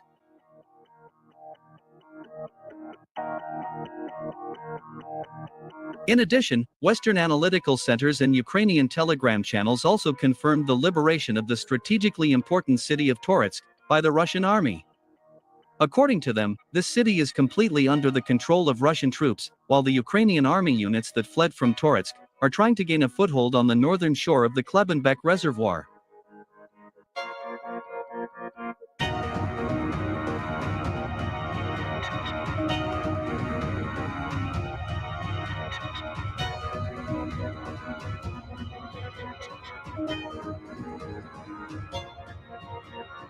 Against this backdrop, Western military experts and analysts began to wonder how the West could dictate the terms at the upcoming negotiations with Vladimir Putin, whose army is victoriously advancing along the entire combat contact line.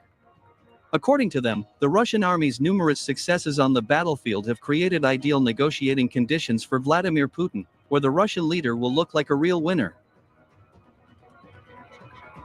By the way, the Trump administration has also begun to understand this very well. In particular, a few hours ago, Trump's special envoy to Ukraine, retired General Keith Kellogg, officially stated that for a ceasefire and a peace agreement with Russia to be reached, it could take anywhere from 3 months or more. It seems that this retired U.S. Army general has finally realized that his option for resolving this conflict, which provides for the freezing of hostilities along the front line, the creation of a demilitarized zone, and the deployment of a so-called peacekeeping contingent to the territory of Ukraine, which will include soldiers from NATO countries, will never be accepted by Vladimir Putin.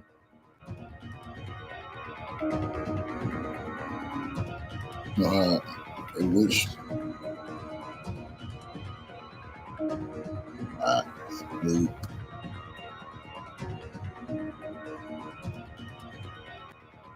Moreover, yesterday, the former head of Russia's Federal Security Service and current assistant to the Russian president, Nikolai Patrushev, made a rather alarming statement for the West. In particular, the senior Russian official, who is rightfully considered the second most influential person in Russia, officially stated that during the upcoming peace talks, the fate of Ukraine will be decided without the participation of European countries and Ukraine itself. We respect the statement of the new U.S. President Donald Trump and are ready to discuss the future of Ukraine with him. These negotiations will be conducted exclusively between the United States and Russia. European countries, including Britain, will not be allowed to participate in the negotiation processes, Nikolai Patrushev said.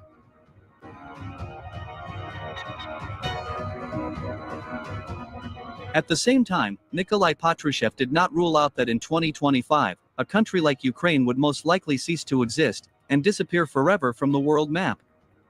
I am very concerned about the fact that rabid Russophobia and neo-Nazi ideology continue to destroy the beautiful cities of Ukraine, including Odessa, Kharkiv, Dnipropetrovsk, and Nikolaev. Unfortunately, I have to admit that the risk that Ukraine will cease to exist in 2025 is very high, the former head of Russia's Federal Security Service and current assistant to the Russian president said. Thus, the senior Russian official made it clear to the Trump administration that during the meeting with Vladimir Putin, Donald Trump would have to accept all the conditions of the Russian leader, otherwise a country like Ukraine would simply cease to exist.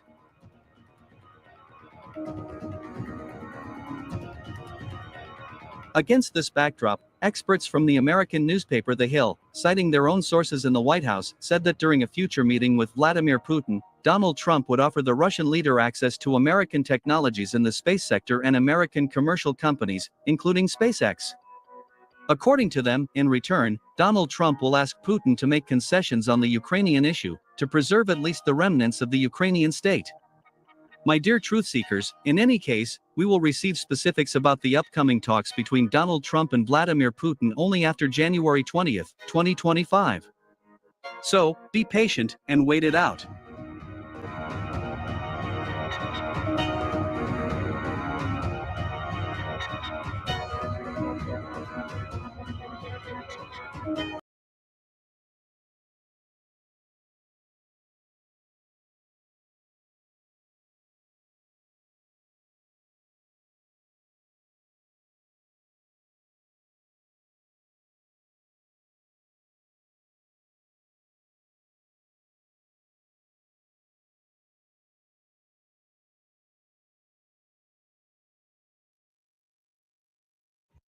Napolitano here for Judging Freedom. Today is Wednesday, January 15th, 2025. Pepe Escobar joins us. Now, Pepe, before we start, one of the viewers writes in, I like Pepe Escobar. He's always happy no matter what we're talking about. Well, that is true. And it's one of the reasons that your humble correspondent loves you and the audience loves you. You have quite a piece out. If I were to summarize the piece, it would be called MAGA, the greatest show on earth. Yeah. Subtitle, P.T. Barnum becomes president of the United States. But let me start at the end of that piece, wherein you say the empire of chaos lost the proxy war in Ukraine. Explain, please. Which it ties with something we discussed, Judge, in I think in our previous conversation, what Emmanuel taught, which is arguably the top French intellectual nowadays, in his interview 2 weeks ago when he said that Trump's job will be to manage the U.S. defeat vis-a-vis Russia. That's exactly what's happening. That's been happening for a while. And now, considering the typically Russian slow, methodical, but steady advance in the battlefield, this is what's happening. Everybody knows this, not only Russia, but also across the NATO stand sphere. How Trump and the American elites especially are going to manage what is a de facto defeat of the collective West, throwing everything against Russia and still losing a war in the black soil of Novorossiya. A previous formulation until a few months ago was that the rules-based international order, which is exiting next week, by the way, with the new administration, was buried in the black soil of Novorossiya. But now we have a new paradigm. Trump 2.0 will be a new paradigm. and how this new paradigm is going to deal with what it is de facto absolutely catastrophic defeat. Well, what is he going to do? I gather from your piece that he's not going to start wars. He's going to use the economic power of the United States to do what? Complement BRICS, confront BRICS, crush BRICS, work with BRICS. Essentially, Judge, confront BRICS, but let's say that there will be two vectors. I am particularly intrigued by the whole NATO-STAN annexation drama, which was a fascinating way, typically Trump, of changing the subject and changing the narrative. The narrative that he wants is MAGA includes absorption, annexation, and subjugation of territories that are essential for US security, as defined by Trump. So everything that he said so far, which was more or less cryptic, I was trying to get deeper into it, on especially because what he didn't say about Greenland and Canada. It's in terms of resource base, assuming there is a sort of deal or semi-annexation, non-military of both Canada and Greenland, the resource base of the US is going to equal Russia in terms of natural resources, minerals, rare earths, unexplored oil and gas, etc. So this makes perfect sense.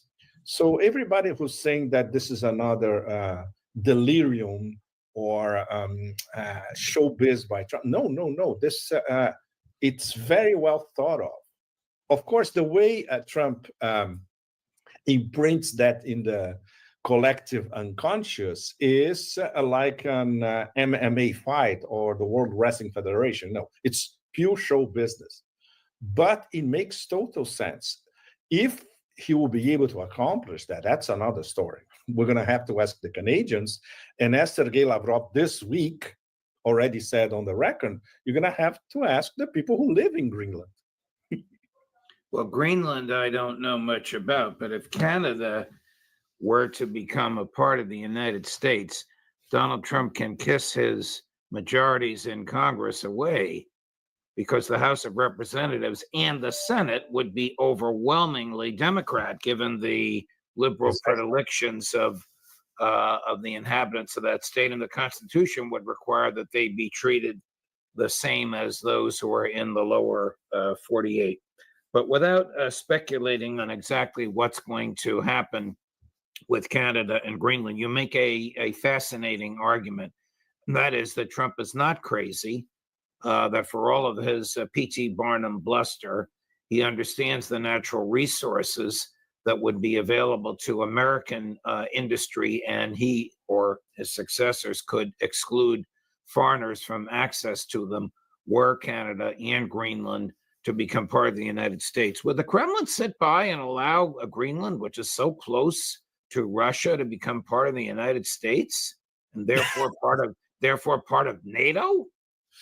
Exactly, and very close to the Northern Sea route, which the Chinese call the Arctic Silk Road. This is absolutely essential. This is what Trump did not say in so many words, because this is about a counter coup against the Northern Sea route.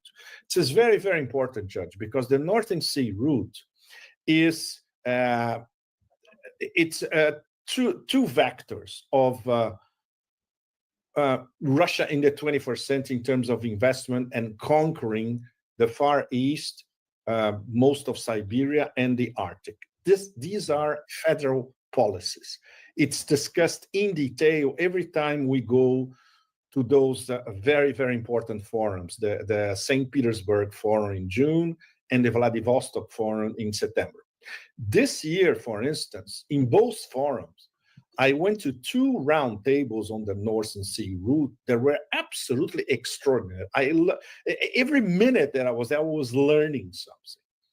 And, this provincial governors, heads of very important companies, talking about building nuclear icebreakers, talking about having the Northern Sea route open for commerce all year long, soon. Soon means in the next 2 to 3 years. So opening the Arctic for commerce means icebreakers so that ships could go from Greenland to Russia or from whatever to wherever. But that's basically what it means. It doesn't mean people living on ice, or does it? No, it does not, Judge. It means commerce. And there will be very special hubs coordinating all that. The most important hub in Russia is the port of Murmansk. I plan to go to Murmansk in the next few months to see by myself what they're doing over there. And apparently something absolutely extraordinary. And this is where they're building some of the new nuclear icebreakers. Russia has the #1 fleet of nuclear icebreakers in the world, and they keep building it. The US doesn't have anything. So in terms of configuring the Northern Sea route, or Arctic Silk Road, as the Chinese call it, because the Chinese are going to be the #1 users of that. For instance, you can have a ship leaving from Vladivostok, or from the East China Sea, getting to Murmansk, and from Murmansk can go to the Baltic very, very easily and reach Europe. And it's cheaper and faster than the Suez Canal. So it's about connectivity corridors. This is our running theme for all of us who are following Eurasia. The #1 geoeconomic theme is building connectivity corridors. And this is one of the most important for the near future, the Northern Sea route. And the other one is the North-South transportation corridor, which is north to south. Then it's Russia, Iran, and India. So I wonder, of course, this will be something for American investigative reporters, assuming there are still a few left in the US. Yeah. Who knows about this in the Beltway in detail? I'm not sure. Yeah, I don't know the answer to that. I don't know if Pete Hegseth or Marco Rubio or Sebastian Gorka or Mike Waltz or Tulsi Gabbard or any of the people with whom Trump plans to surround himself will know this. But let me get back to BRICS.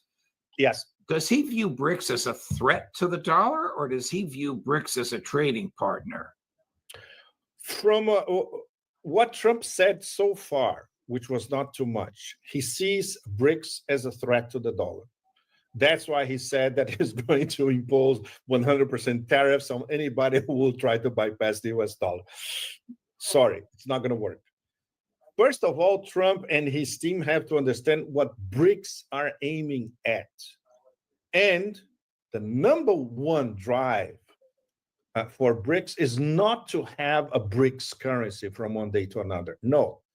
It's against the way the IMF and the World Bank are configured in extracting structural adjustment from an array of nations all across the global south. This is what the top BRICS and the new BRICS and the BRICS partners, etc., and the new full BRICS like Indonesia, which 2 weeks ago became a full BRICS member. This is what they want to do. Okay, more trade in our own currencies, and we have to solve the problem of our collective foreign debt. And most of our foreign debt is to the IMF and the World Bank. Right. You spoke about tariffs. Yes.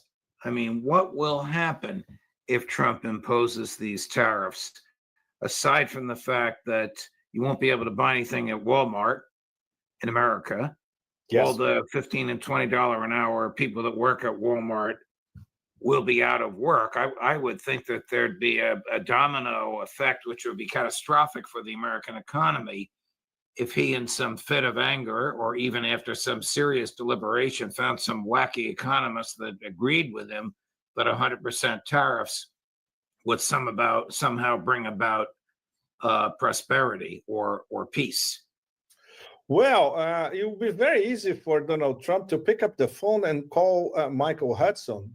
Michael would explain this to him in 5 minutes over the phone, why it will be a debacle for the American economy.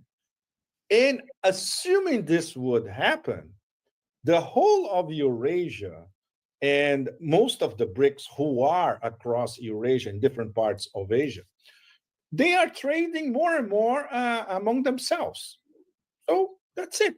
They would ignore the American market, in fact, considering the fact that they don't have Trump, much. if Trump were to say to a Dell computer, I'm just picking Dell.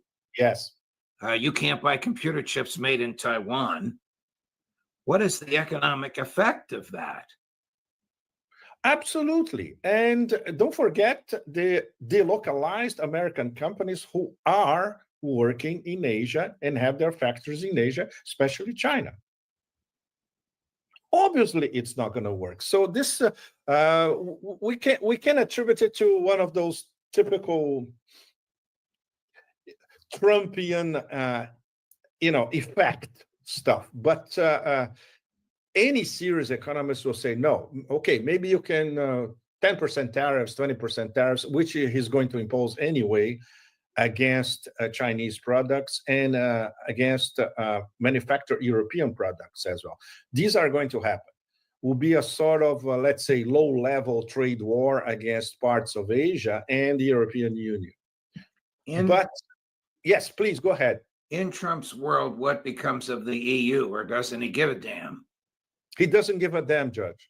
And EU, NATO, which is absolutely fascinating because this twin process of, like Edgar Allan Poe, the pit and the pendulum, who's going to the pit at the same time? Both of them, the EU and NATO, in parallel, in fact. And what Mark Rutte, the new head of NATO, the Dutch guy, former prime minister, who's not exactly very bright, he said a few days ago that you have to start thinking of actually devoting 5% of your GDP to defense. Otherwise, you're going to have to start speaking Russian. He said something along these lines.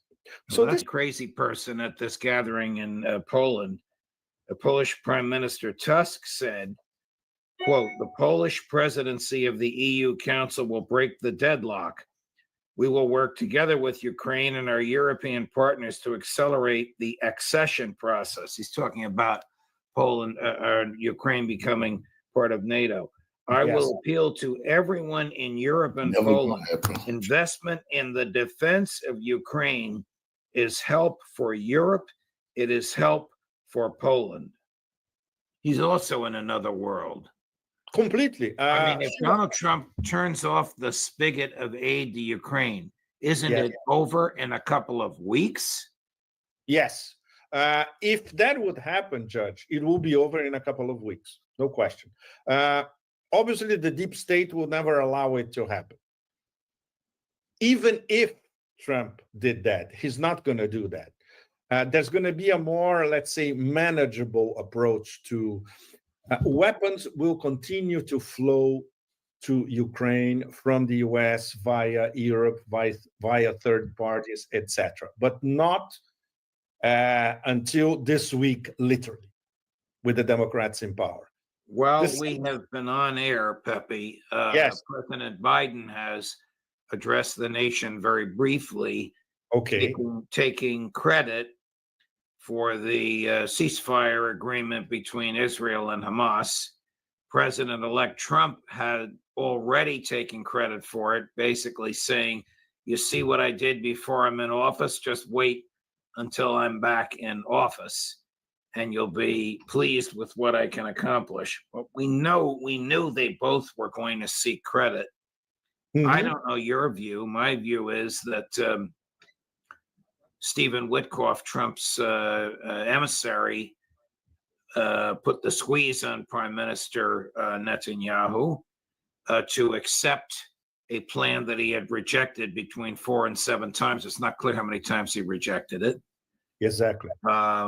However, apparently there are side deals quite pleasing to Prime Minister Netanyahu, which include the reintroduction into the U.S. of this deadly Israeli software called ZeroClick, and a promise that if the IDF moves back into Gaza, the U.S. will support them, even if it disagrees with the reason for which they moved back in. So it's hard to say who took credit for it. I don't think this would have happened without Trump getting elected, but this may not be the blessing that everybody expects. It's exactly. First of all, it's not a blessing because the genocide could have been prevented. Yes. In the first place, and it was not. So this will be for history will judge it. This will be forever on the Democrats. Number two, as you correctly explained, Trump forced Bibi to take this deal. This is the headline. There's no question about that. We still don't know the fine print. Absolutely. And there was a very, very, well, they are dodgy. They are complicated. The royals in Qatar. They were instrumental in getting this deal done. We don't know, maybe in the next few days and weeks, we will know what the Qataris promised the Israelis. We still don't know. They promised something, but they were instrumental because they were the number one interlocutors with Hamas. Not Turkey, by the way, Qatar. So I think in the next few days we're gonna start having details about the fine print. But from the point of view of those Old Testament psychopathologicals in Tel Aviv, this is horrible. It's a defeat. This ceasefire is a. What did they accomplish apart from killing a lot of people and provoking revulsion all across the planet? One of our viewers writes in, okay, Judge, I understand that Trump is taking credit and Biden will take credit. Who will take the blame when Bibi resumes the genocide? Right to your point, Pepe. Exactly. Absolutely correct. And I cannot even imagine the judgment of history years and decades from now. And the complicity of the collective, not only the US, the collective West to what happened. Even no, I would say even worse, the Arab world, the complicity of literally 90% of the Arab world, including Qatar, which at the last minute, of course, now they are posing as peacemakers. They were never peacemakers. They could have done this a year and a half, 15, 16 months ago. They didn't. So, and I was in Qatar a few months ago. I asked this question over there, and nobody could give me an answer. Wow, not surprised. Pepe, what a pleasure, my dear friend. Everybody should read this piece Thank you. Of yours about MAGA and the chaos that's coming, or the macho that's coming, however you want to look at it.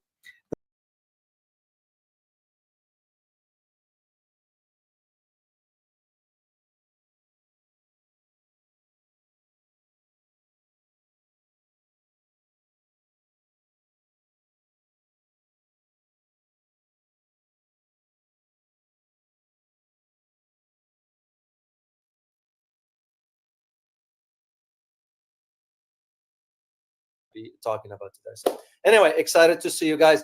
Here are the questions that we're gonna have to ask regarding this topic. First of all, the timing of the announcement for Senegal, Chad, and the Ivory Coast, or the La Côte d'Ivoire, the announcements of it.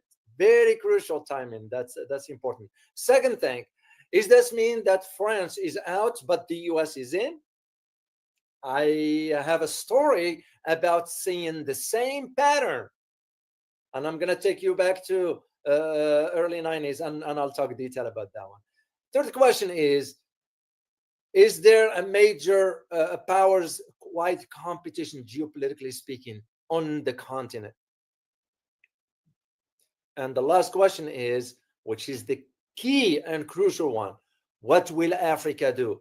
Why am I saying this? I am saying in reference to the massive amount of corruption that exists in certain regimes. There's no, I mean, even in my own country here, we're not like the saint here. We are the the leader, if I may use the term, in corruption, just in a subtle way. So, but it doesn't prevent us from asking the key question: what will Africa do that is now embarking on a new trajectory? And this is what I'm going to be addressing for you in this analysis.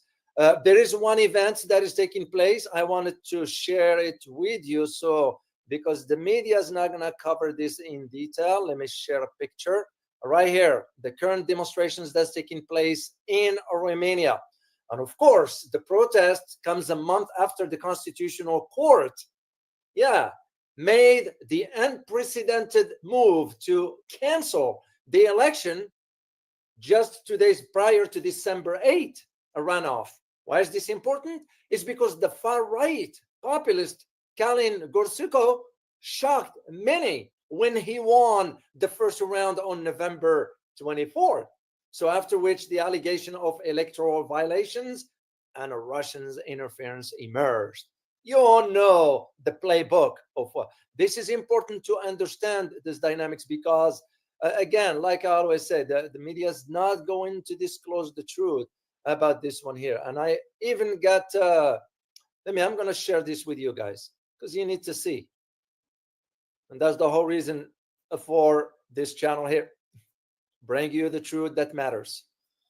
Let me share a screen quickly here from, I got this on my X account. And so I'm going to share it with you. Just bear with me here, guys. All right, let me make this full screen here and I'm going to play it. Universitate din Ron,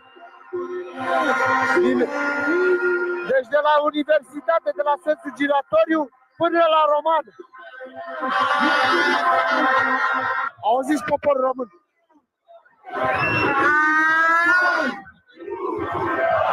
Auziți poporul român, mă.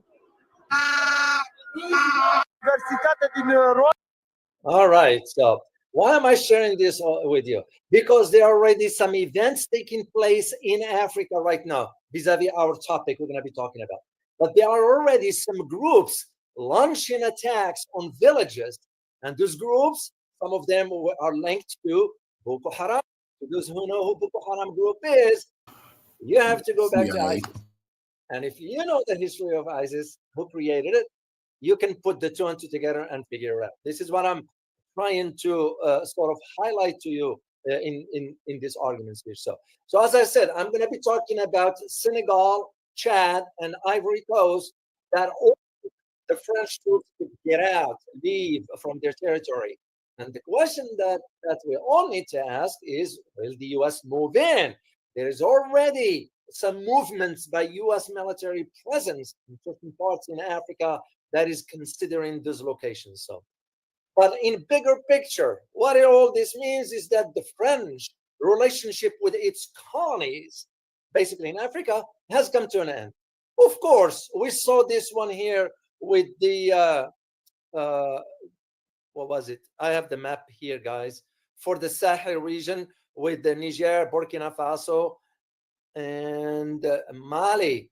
We all remember the presence of France was very, very, very wide there. It's been almost for a while. So, and that begs the question for not the question, but rather thinking in terms, this era has come to an end, but is this paving the way for the US? We can also think outside the box by saying, did the US play a role into these developments? In other words, did the US push behind closed doors for those governments, the likes of Chad, the likes of Senegal, the likes of Ivory Coast, to push for this, paving the way for the US entrance? I won't be surprised. I've been in Ivory Coast when I was in the government, so I kind of understand this dynamics, how it works. So, and this is where, again, you need to think in those terms as to whether the US is going to be replacing France. And if it does, that is a big problem. Why? because I'm going to bring you to 1993 to be exact. What happened? A major event took place in Africa in 1993 between two tribes. If anybody can tell me what I'm referring to without giving away. Just go back, 1993, right after Bill Clinton took over. Some event, major event happened in Africa. And let me remove these questions here. There we go.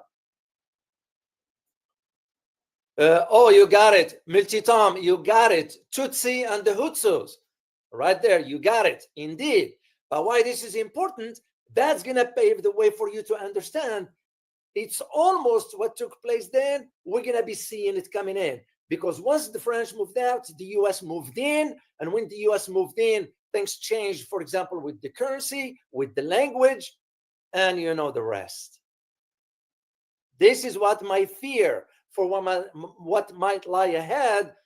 And the reason why I asked the question, what will Africa do moving forward? And I'm going to be sharing a few more things with you about this one here. But the idea is that the withdrawal, because we will consider it as a green light, you know, because is this now a green light for Africa that is given to the United States, which currently, as I mentioned, the U.S. has some military presence in Francophone Africa under the banner, of counterterrorism. The same thing France was doing under partnership, when in reality it was none of that. France was taking advantage of the natural resources of those countries in Africa. So the U.S. is not going to be any different, except that the U.S. now is saying, you know what the U.S. is saying is, we're going to rebuild Africa with infrastructure. Come on. If you are to do this, meaning for my country, they could have done it for Iraq. And second, without thinking about Iraq, you could have at least rebuilt right here at home. I mean, look again what's going on in California. I read a comment yesterday by Jesus Aguilar. He's one of an avid supporter of the channel who lives in LA. And he disclosed exactly what's taking place over there. Shame on our country that we send in billions over to other countries and we couldn't even take care of. Even now, this fire is suspicious. I'll let you reach that conclusion yourself. So, I was thinking about doing geography here for all three countries, but very, very brief, just a picture and some highlights to sort of provide you the insights that will allow you to place this development within the proper context. So I'm going to start with Senegal first. I'm going to share the map with you. Then we'll just go from there. All right, Senegal. Let me share the screen. And I give credit to World Atlas as always. All right, here is Senegal. Let me make the map bigger. Oh, it is bigger. So you guys can see over there. So Senegal is a West African nation, of course, located in the northern and western hemispheres of the earth. It is bordered by 4 countries: Mauritania, Mali, Guinea, and Guinea-Bissau to the north, east, southeast, and southwest, respectively, meaning with each country, that's where it borders. So the country is also bordered by the Atlantic Ocean to the west. Senegal nearly surrounds the small country of Gambia. Now, here is the key that I need you, and I decided to do it this way this time by just sharing this and sharing with you about the natural resources of each country I'm going to be talking about. So when you think about Senegal, the first thing that comes to mind is minerals. Senegal has a variety of mineral resources that includes phosphates, iron ore, gold, titanium, zircon, copper, chromium, nickel, and uranium. So the country's phosphate industry is a major part of its economy. And Senegal has a large deposits and reserves of gold. Senegal has also oil and gas. Senegal has petroleum deposits off the coast of Casamance and large offshore natural gas reserves. So this is why it's very, very important to understand those kind of the geography, but also the natural resources. So now let me share with you the next country, which is Chad. The country of Chad. Let me put this on the screen, share it with you guys on the screen. Then I'll provide you the same, just a brief description of the geography and so forth. Let me make sure you guys see this clearly. Okay, Chad. Chad is the North Central African country of Chad, lies in the northern and eastern hemispheres of the earth. It is a landlocked country that shares its land boundaries with 6 countries. And those 6 countries are Libya, Sudan, the Central African Republic to the north, east, and south, respectively. It is also bordered by Cameroon and Nigeria to the southwest and Niger to the west. Here is the kicker as far as the natural resources. Chad has oil, Chad's most important resource and export, which began production in 2003. Then you have Nartron, which is a complex sodium carbonate, which found in a Lake Chad and Borco area. Then you have gold, an emerging sector with about $137 million exported in 2018. And lastly, they have uranium. Chad has minerals deposits of uranium. Very, very interesting to understand about this country here. The third one is the country of Ivory Coast, or La Côte d'Ivoire, as they call it in French. Let me share a screen. And as I mentioned, guys, I spent some time there back when I was still in Washington for some events for the government there, of course. All right, Ivory Coast. Why is this important? Well, Ivory Coast, first of all, located in West Africa, and it is in the western and northern hemispheres of the earth. It is bordered by 5 countries. These are Guinea and Mali to the northwest, Liberia to the west, Burkina Faso to the northeast, and Ghana to the east. It has also a coastline on the Gulf of Guinea to the south. Ivory Coast, or La Côte d'Ivoire, has many natural resources that includes gold, diamond, nickel, manganese, cobalt, copper, and coltan.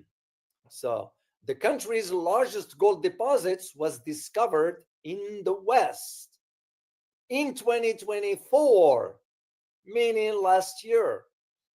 Now makes you just think, why all of a sudden have it announced for the French to leave and might allow the US to get in?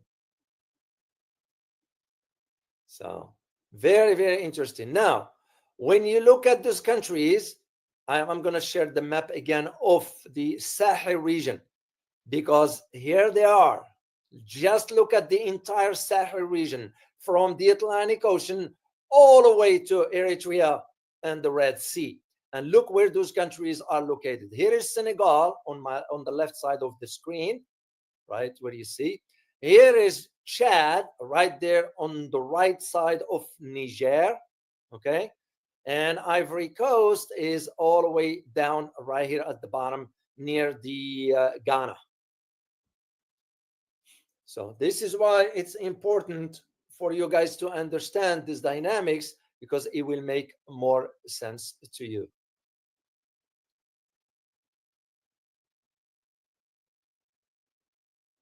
All right, let me get off here and move on into our analysis here.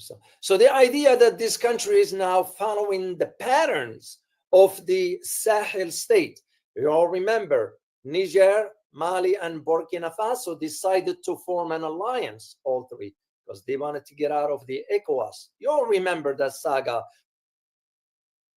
of the ECOWAS, and I did a video for you about it. So just go back check it out if you are interested in learning. And the ECOWAS at that time was pushed by France and somehow by the US behind closed doors that they're going to invade Niger and Mali, but they couldn't do it because they know the Niger and Mali and Burkina Faso will fight back. So what they end up doing, they end up, meaning those three countries, Niger, Burkina Faso, and Mali. I have a picture of their leaders right here. I'm going to share it with you guys. Right here, there's three. They under this Ibrahim Traore, I remember him. So they all decided to form the alliance. Now, there is one thing that's going to be missing from all this. They can talk all they want till they form some major power in the sense of militarily speaking. This way, the likes of ECOWAS won't think. And why they will be in a position to do this? Because they are rich in uranium. What is uranium for? You all know. This is where I see there might be the shortcomings for them because they need to develop on this. Now, I had a chance to read an analysis by the Global Intelligence Research. And I'm going to post a link for you guys. The Global Research, I'm sorry. I'm going to put a link for you about this. Very interesting article and analysis that is. And exactly addresses this. The author of it was someone by the name Ayabomi Azikiwe. So, and this is where he argued, will the Francophone Africa be taken over by the United States? Only if Africa allows it. And again, you know, with the corruption, it's so easy. So, and I couldn't agree more with the author, Abayomi, that it is understood that the withdrawal of the French troops from the Francophone Africa constitute a green light to the United States. And to me, I'll go further and say, I think the US played a role into pushing these sentiments against French so the US can have the upper hand in taking over. And of course, if the US does, it's going to be under the banner of counterterrorism. Already, now I just read this morning that in which country was it? I think the DRC, the Democratic Republic of Congo. There were some groups of about 40 farmers were killed in Nigeria's Borno state.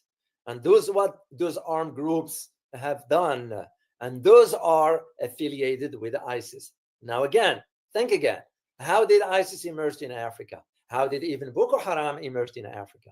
You all remember Somalia, you all remember all that.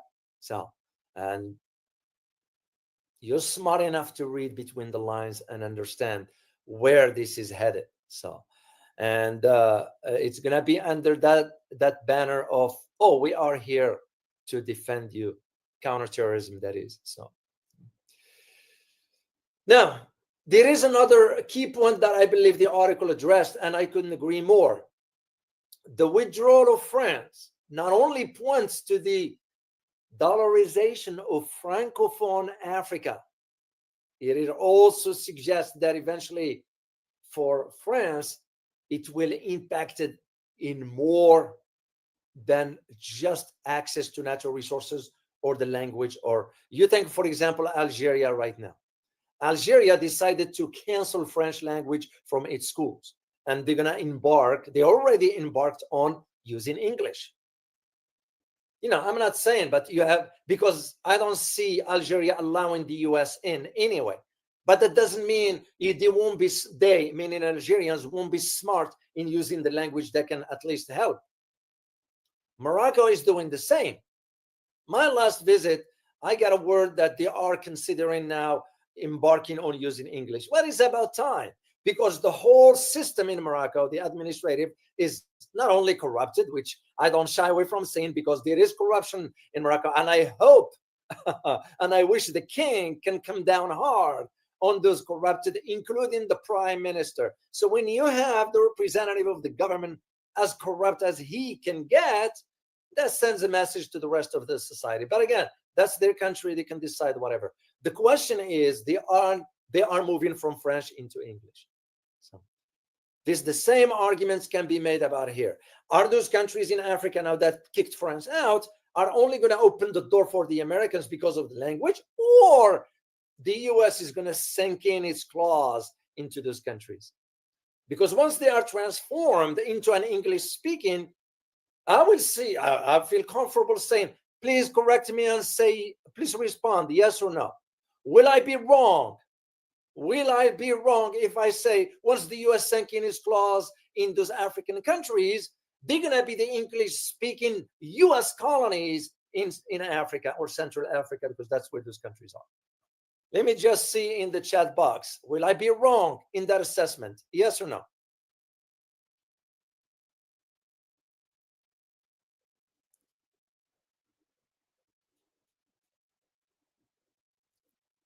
Phil, I say English is the language of commerce. Yeah, they can take advantage of it. But the idea, truth seeker, you say no. Mohammed Mazhar, you say no. Hank, you say no. And John Jones, you say no. And I see your point, guys, because that's how I see it. That is how I see it. Once it is, it will become. I could see the same argument I can say about Philippines right now. I can see the same argument about Japan, South Korea, Australia, Germany, even Italy to a degree. So it will be no different. So, and this is where this analysis that I read by author Abayomi, very, very spot on. Why? Because he brings in also the old history of Rwanda. We all remember what happened in Rwanda. So the interesting aspects of this, because when you think about what took place in Rwanda between the Tutsi and the Hutu, and by the way, I'm going to share a quick story with you here about Rwanda. When I got my PhD, during the graduation ceremony, the guest speaker, which I didn't know till he was start to speak at that time, I was very touched, because the individual was the owner of a hotel in Rwanda. You all remember the movie Hotel Rwanda? Well, I got a chance to listen to the real owner of that hotel and how he kind of helped people escape from the massacre, because they were using machetes and killing babies, older people, you name it. It was a heartbroken event that took place. You know, that's no different than what's taking place right now in Gaza, I'll say. But what we did back then, we decided to stand on the sideline just watching, because Bill Clinton at that time refused to send US troops to prevent the job. We let it go by design. And I remember it used to be a Canadian general by the name General Dallaire. Just look at the public record. General Dallaire, because he was there, he ended up having a mental breakdown when he came back to Canada or returned to Canada. He had to check into a facility. He had a breakdown because of the horrors that he saw. And where was the Western world? They all took the sideline watching in. The same that we are witnessing right now in Gaza, no different. So where is this Western ideologies and rule of law and so forth? As a matter of fact, some of them are contributing to that. Let's just, and by the way, it's not just the West, it's the Arab and the Muslim world that they are also taking part of that. Yeah, don't be misled by thinking, oh, it's the West fault. Of course, the West bears some responsibility, but also the Muslim and the Arab world, because Arabs and Muslims tends to just talk. Look what the Jordanians are doing, the Saudis, the Emirati, United Arab Emirates, Qatar, Bahrain, Kuwait, you name it. Egypt, Tunisia to a degree, Morocco, Algeria still, I do not know where it stands, but they did express their frustrations regarding one. Expressing frustration versus taking action are two separate things. So, but you know, that's a different topic for another time. This one here is to highlight to you that once English has become the official language in Rwanda at that time, alongside French, by the way, they were both existed in Rwanda after. French political and cultural influence was eventually erased. So, which means what? That means Washington became the new colonial master of a Francophone country. This is what you need to understand. The same arguments I can make right now about, I'm going to share the map again for the Sahel, right here. All of those are French-speaking countries, including when you look up right here for Algeria, Morocco, those two countries at least. So when you think about the several Francophone countries in the Sahel or sub-Saharan Africa, so what did they end up doing? They end up entering into a military cooperation agreement. Yeah, that's what they end up doing. Agreement with whom? With France? No, it was the US. At this time, I was aware of the presence of NATO forces in Mauritania. What the heck is NATO forces doing in Mauritania? Why are we training Mauritanians on security? Because you all understand the conflict between Mauritania and Morocco regarding the Western Sahara stuff. So it's just pitting one entity against another. And that was exactly what took place in Rwanda back then. So this is why those three countries, Chad, Senegal, and Ivory Coast, you know, they are some sort of slated now to follow the same pattern that Rwanda did. That's why I asked the question, the key question: what will Africa do now? So, and of course, if you think back then, what happened monetarily? The US dollar was rapidly displacing the CFA or the French franc at that time. So, and of course, the French franc that was in Rwanda, he was linked to none other than a board management arrangements, or to the French treasury, you know.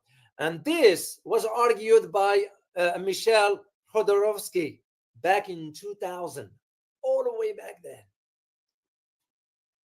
So this is why you need to understand where these dynamics are headed.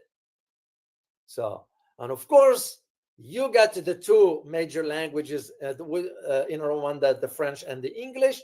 I can see the same pattern moving into Senegal, into Chad, and into Ivory Coast. Ivory Coast, because they speak French there. And I was there, that's exactly what we, when I was there, that's what we addressed in French language. So, and it becomes the question, I'm going to share pictures now of the presidents of those countries, because you need to, again, to understand who's in power, who's in charge here. And so the French president, Emmanuel Macron, which is like, the guy is not qualified. This is not the like of what France used to have, at least during the era of François Mitterrand, François Hollande to a degree, Valéry Giscard d'Estaing to a degree. But the likes of this guy, the likes of Sarkozy before him, those are not statesmen. Not at all. So let's start with the Senegal president. Is the youngest, by the way, in the continent. So his name is Bassirou Diomaye Bassirou Diomaye Diakhar Faye. So known commonly as Diomaye. So he's like his background. He used to be a tax official. He deals with taxes and so forth.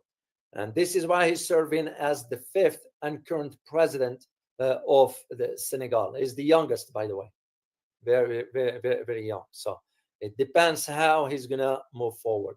Then you have Chad president. His name is Mohamed Deby. Now his dad was a president.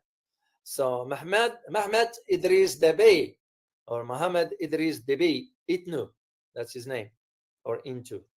So He was some sort of a general in the military, and his dad was a president, of course, during the Transitional Military Council.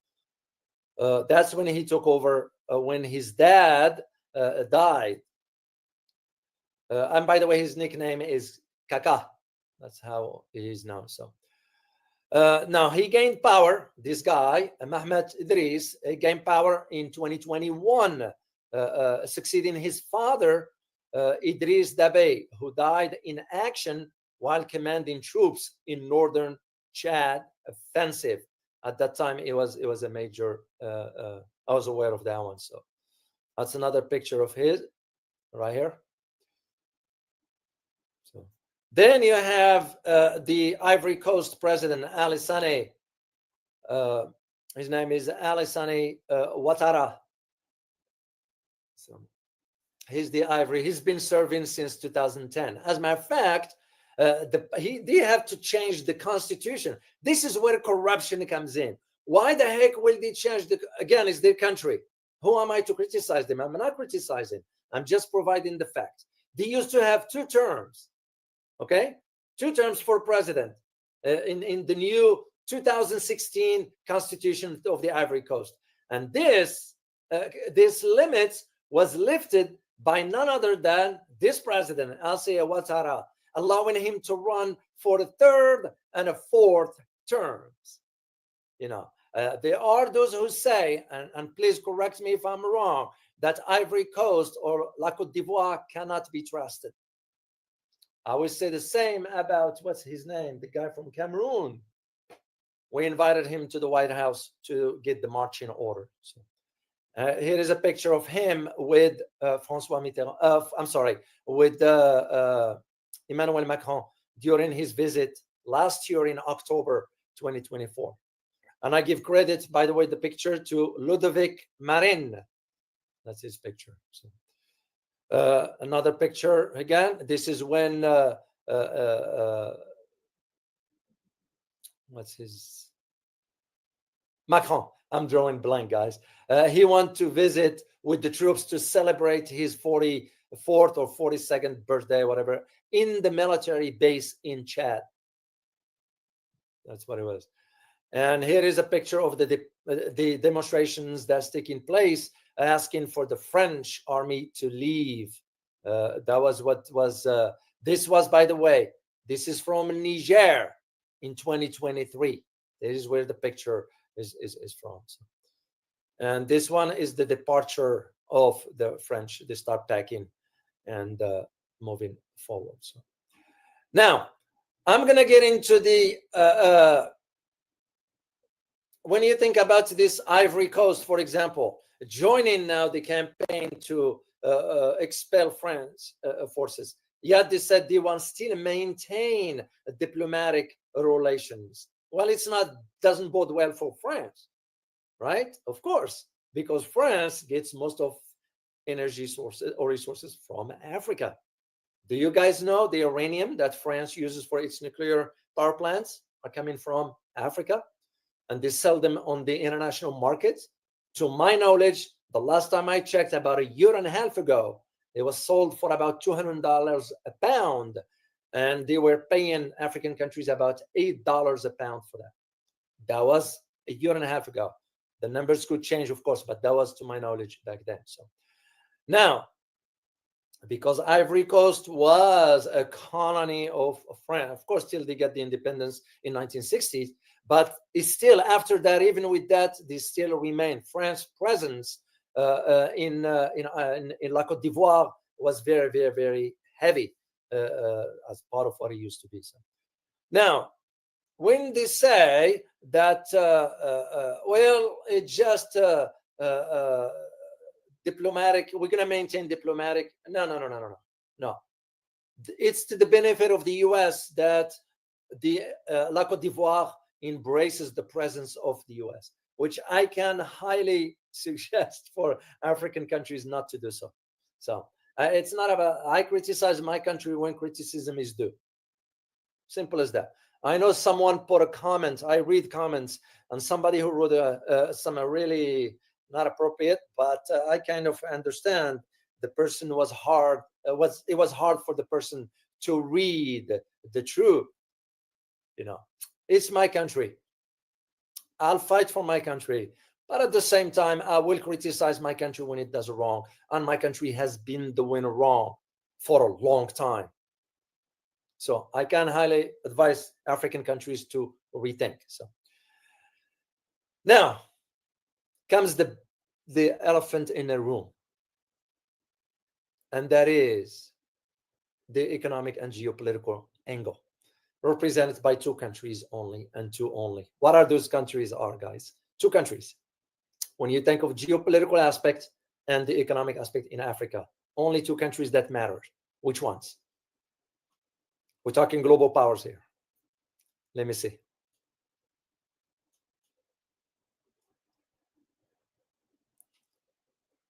Alistair Loken, US and China. No, not the US. Not the US. No. I will go with Mohammed Mazhardin, Russia and China. You have to think about that aspect, because US presence has been neglected. We neglected Africa for so long. We didn't care. When did we start caring about Africa? It's when China and Russia start to expand their presence into all that. So let me start with the economics with you briefly here. I'll give you an example about China. China has invested about $51 billion, and this is in fresh funding, which, by the way, will promise millions of jobs for Africans. Because if you want to help Africans, you don't give them handout. You create opportunities for them to work. This is exactly what China is not doing charity, by the way. Let me just put that on the record. China's investing for its own interest, and rightly so. The same thing we are doing in other countries, or we did after World War II. China is doing the same. So when you think about China has invested already billions of dollars in infrastructure projects across Africa. That includes roads, dams, airports, railways, you name it.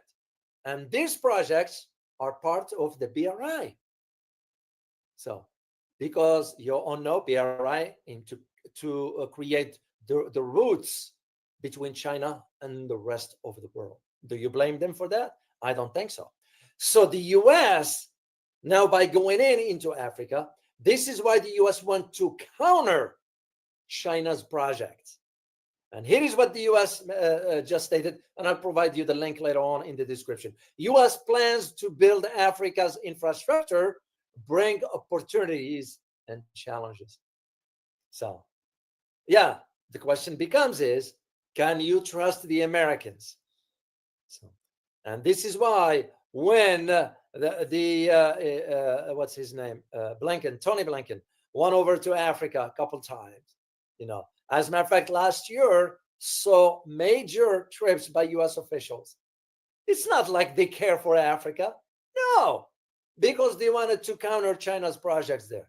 And this is why when Tony Blinken went there to Africa in late January, many of his talking points were familiar. Listen carefully. And I'm going to quote this, including a focus on, in quote, threats to security and democracy, particularly in the coup-ridden Sahel region. Less predictable was a seemingly expansion from a security and health engagement to include trade, industrialization, and infrastructure. End of quote. You all know what it means. So take a look at this here. Just take a look. The countries where ports with major Chinese investments were invested. Those ones, they have the anchor. You see those countries right here on the coast here of the Atlantic Ocean. Here in around Kenya area, this is in Djibouti. And I was on that base and I saw the Chinese presence. Very small, it's not a major one. So look also what the countries with the Chinese-backed power stations. Even Morocco is included right here in the north on the map. So, and also you have to think about the potential sites for a new naval base. And you see where they are located, right onto the access to the water. So Chinese are thinking ahead. So here is another example of a nuclear power plant that China built in Zimbabwe. This is a thermal, what they call a thermal power station. It's called Zhang Biaoping. That's the picture, belongs to Zhang Boping. So I give credit here. Yeah, what did we build for Africa? I mean, let's be honest. I mean, truth matters. You can't be sugarcoating this kind of stuff. So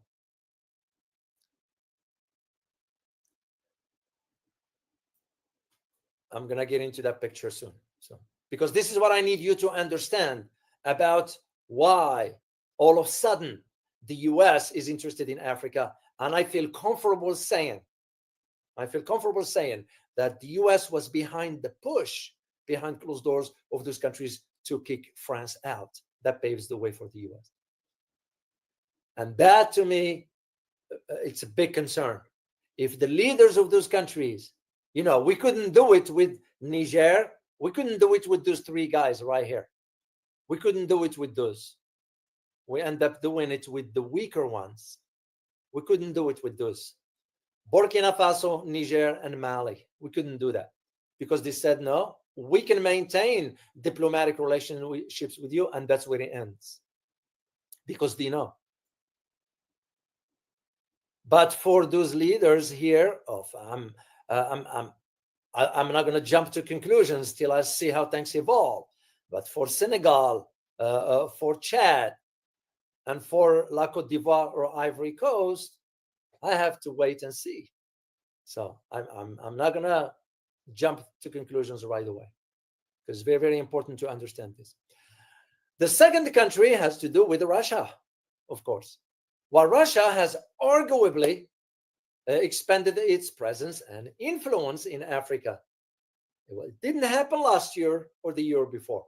It was way before. Even when I went to Africa back then, when I went to Djibouti, when I went to Ivory Coast, we were aware of the presence of the Russians. So, and this is now expanding. Just look at this map here, guys. And where is it? Sorry. When you look at this map, you look at the Russian presence was mainly in the central areas right here, including some parts in the south.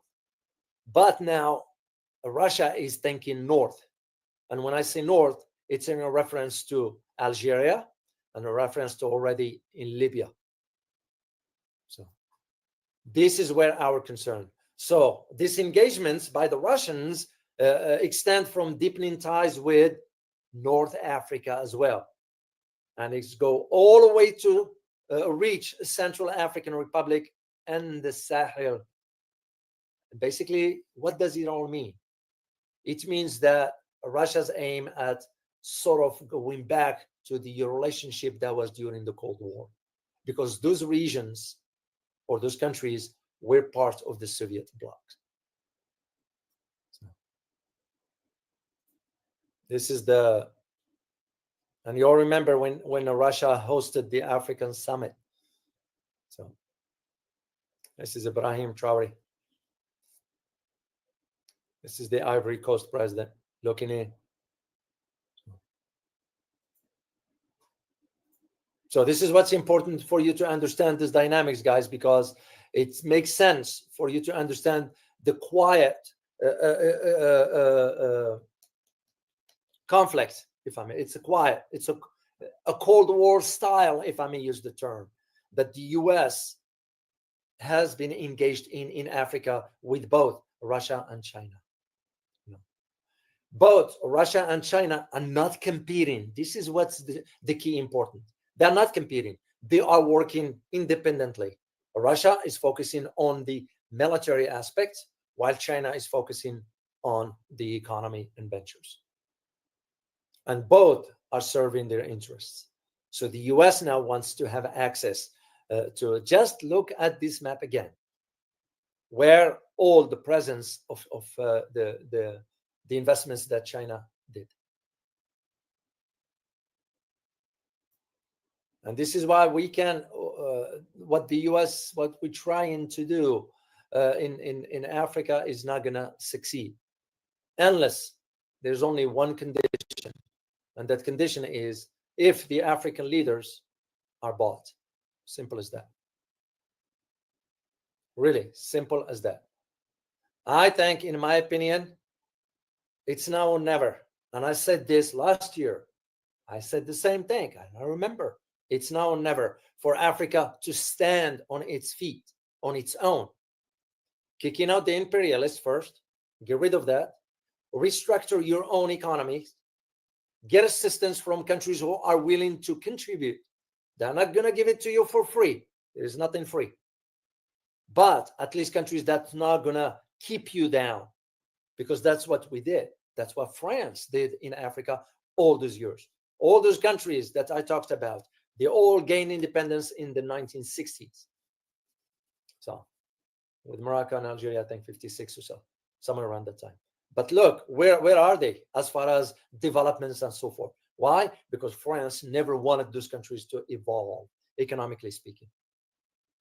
And here's a history coming in a full circle, an opportunity for Africa now to really claim or reclaim its own identity. But till you get rid of corruption, corruption is going to be the key aspects that they need to deal with. So otherwise, it will be like we said, pouring water over sand. That's all it's going to be. Take advantage of this historical moment, Africa, because Africa has the key ingredients, natural resources and the manpower. When you look at the colonialism from Belgium to Portugal to Spain to France to Germany to the Dutch to the British, what have they done for Africa? Excuse me. You know, you'll be the judge of that because you are aware of the history. You know, and I have some viewers from Africa here that follows the channel regularly. And please, if you are watching here, please share your comments where you are as far as where do you see things are moving forward. The one thing that I am convinced about is that for those countries in Africa, and it doesn't matter what part, they're going to have to really make a hard decision once for all, because the global order is changing, or global order has changed. And speaking of that, I will be releasing a video for you guys that I composed an analysis for what I expect in this year, 2025. Something is worth for you to listen to. You might think geopolitics is, has not. It does. It will impact you. And you'll be better informed than not. You'll be better equipped with information than not. Because this way you won't be the average Joe that just going with whatever the herd is going. You go wherever you want to go. You go according to your understanding. So I prepared that. My editor already took care of that. And I am going to share it with you soon. I'll say the same thing about Africa. Africa needs to take advantage of this moment. Because by the time Trump comes in, do you think Trump's going to care for Africa? No offense to Mr. Trump, but no American president, no American administration ever cared for Africa. Simple as that. We use them. Because that was the mindset of how the collective West has always looked at Africa. And with its massive natural resources, why don't you hook up with a country that can help you? Of course, they're going to have to pay for it. They're going to have to give something in return. They're going to have what have you. That's like what happened with Morocco. I just was made aware of a major development between Morocco and China regarding the use of Huawei technology in Morocco. Only 2 or 3 years ago, Morocco shut the door on China when China extended its infrastructure, knowledge, and so forth to expand the city of Tangier. But the Moroccan government said no. The king said no at the time. He said no, not because he wants to, because the pressure from the US. All of a sudden now, they are realizing where the trend is headed. So why didn't Morocco think about this? Why did other countries think about this? And this is why the US is getting involved. The US is not getting involved because we care for Africa, getting involved because we want to have a piece of the pie at any cost. And why should we have a piece of the pie if we are not invited? Look at, for example, Egypt, as corrupted as it gets, because Egypt is a corrupted government. That's his picture. This is Fattah Sisi. How did he came to power? We the one paved the way for him. The US and the Saudis gave the green light for the coup to take place. You all know the history. Maybe if one day you guys want me to do a live stream about how really he came to power and why. So I'll be happy to do it. So, and this is what I needed to share with you guys to understand those dynamics for where Africa is headed.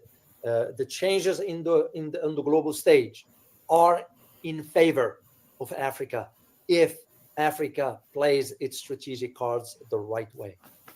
Once again, they have the key ingredients: natural resources and manpower. It's a young, vibrant population in Africa. And that's why China went ahead with the projects that it did as far as investments of $51 billion that will create jobs in Africa. It's no different than what the Chinese did in other countries like Laos when they helped build the speed train, like the Thai speed train also.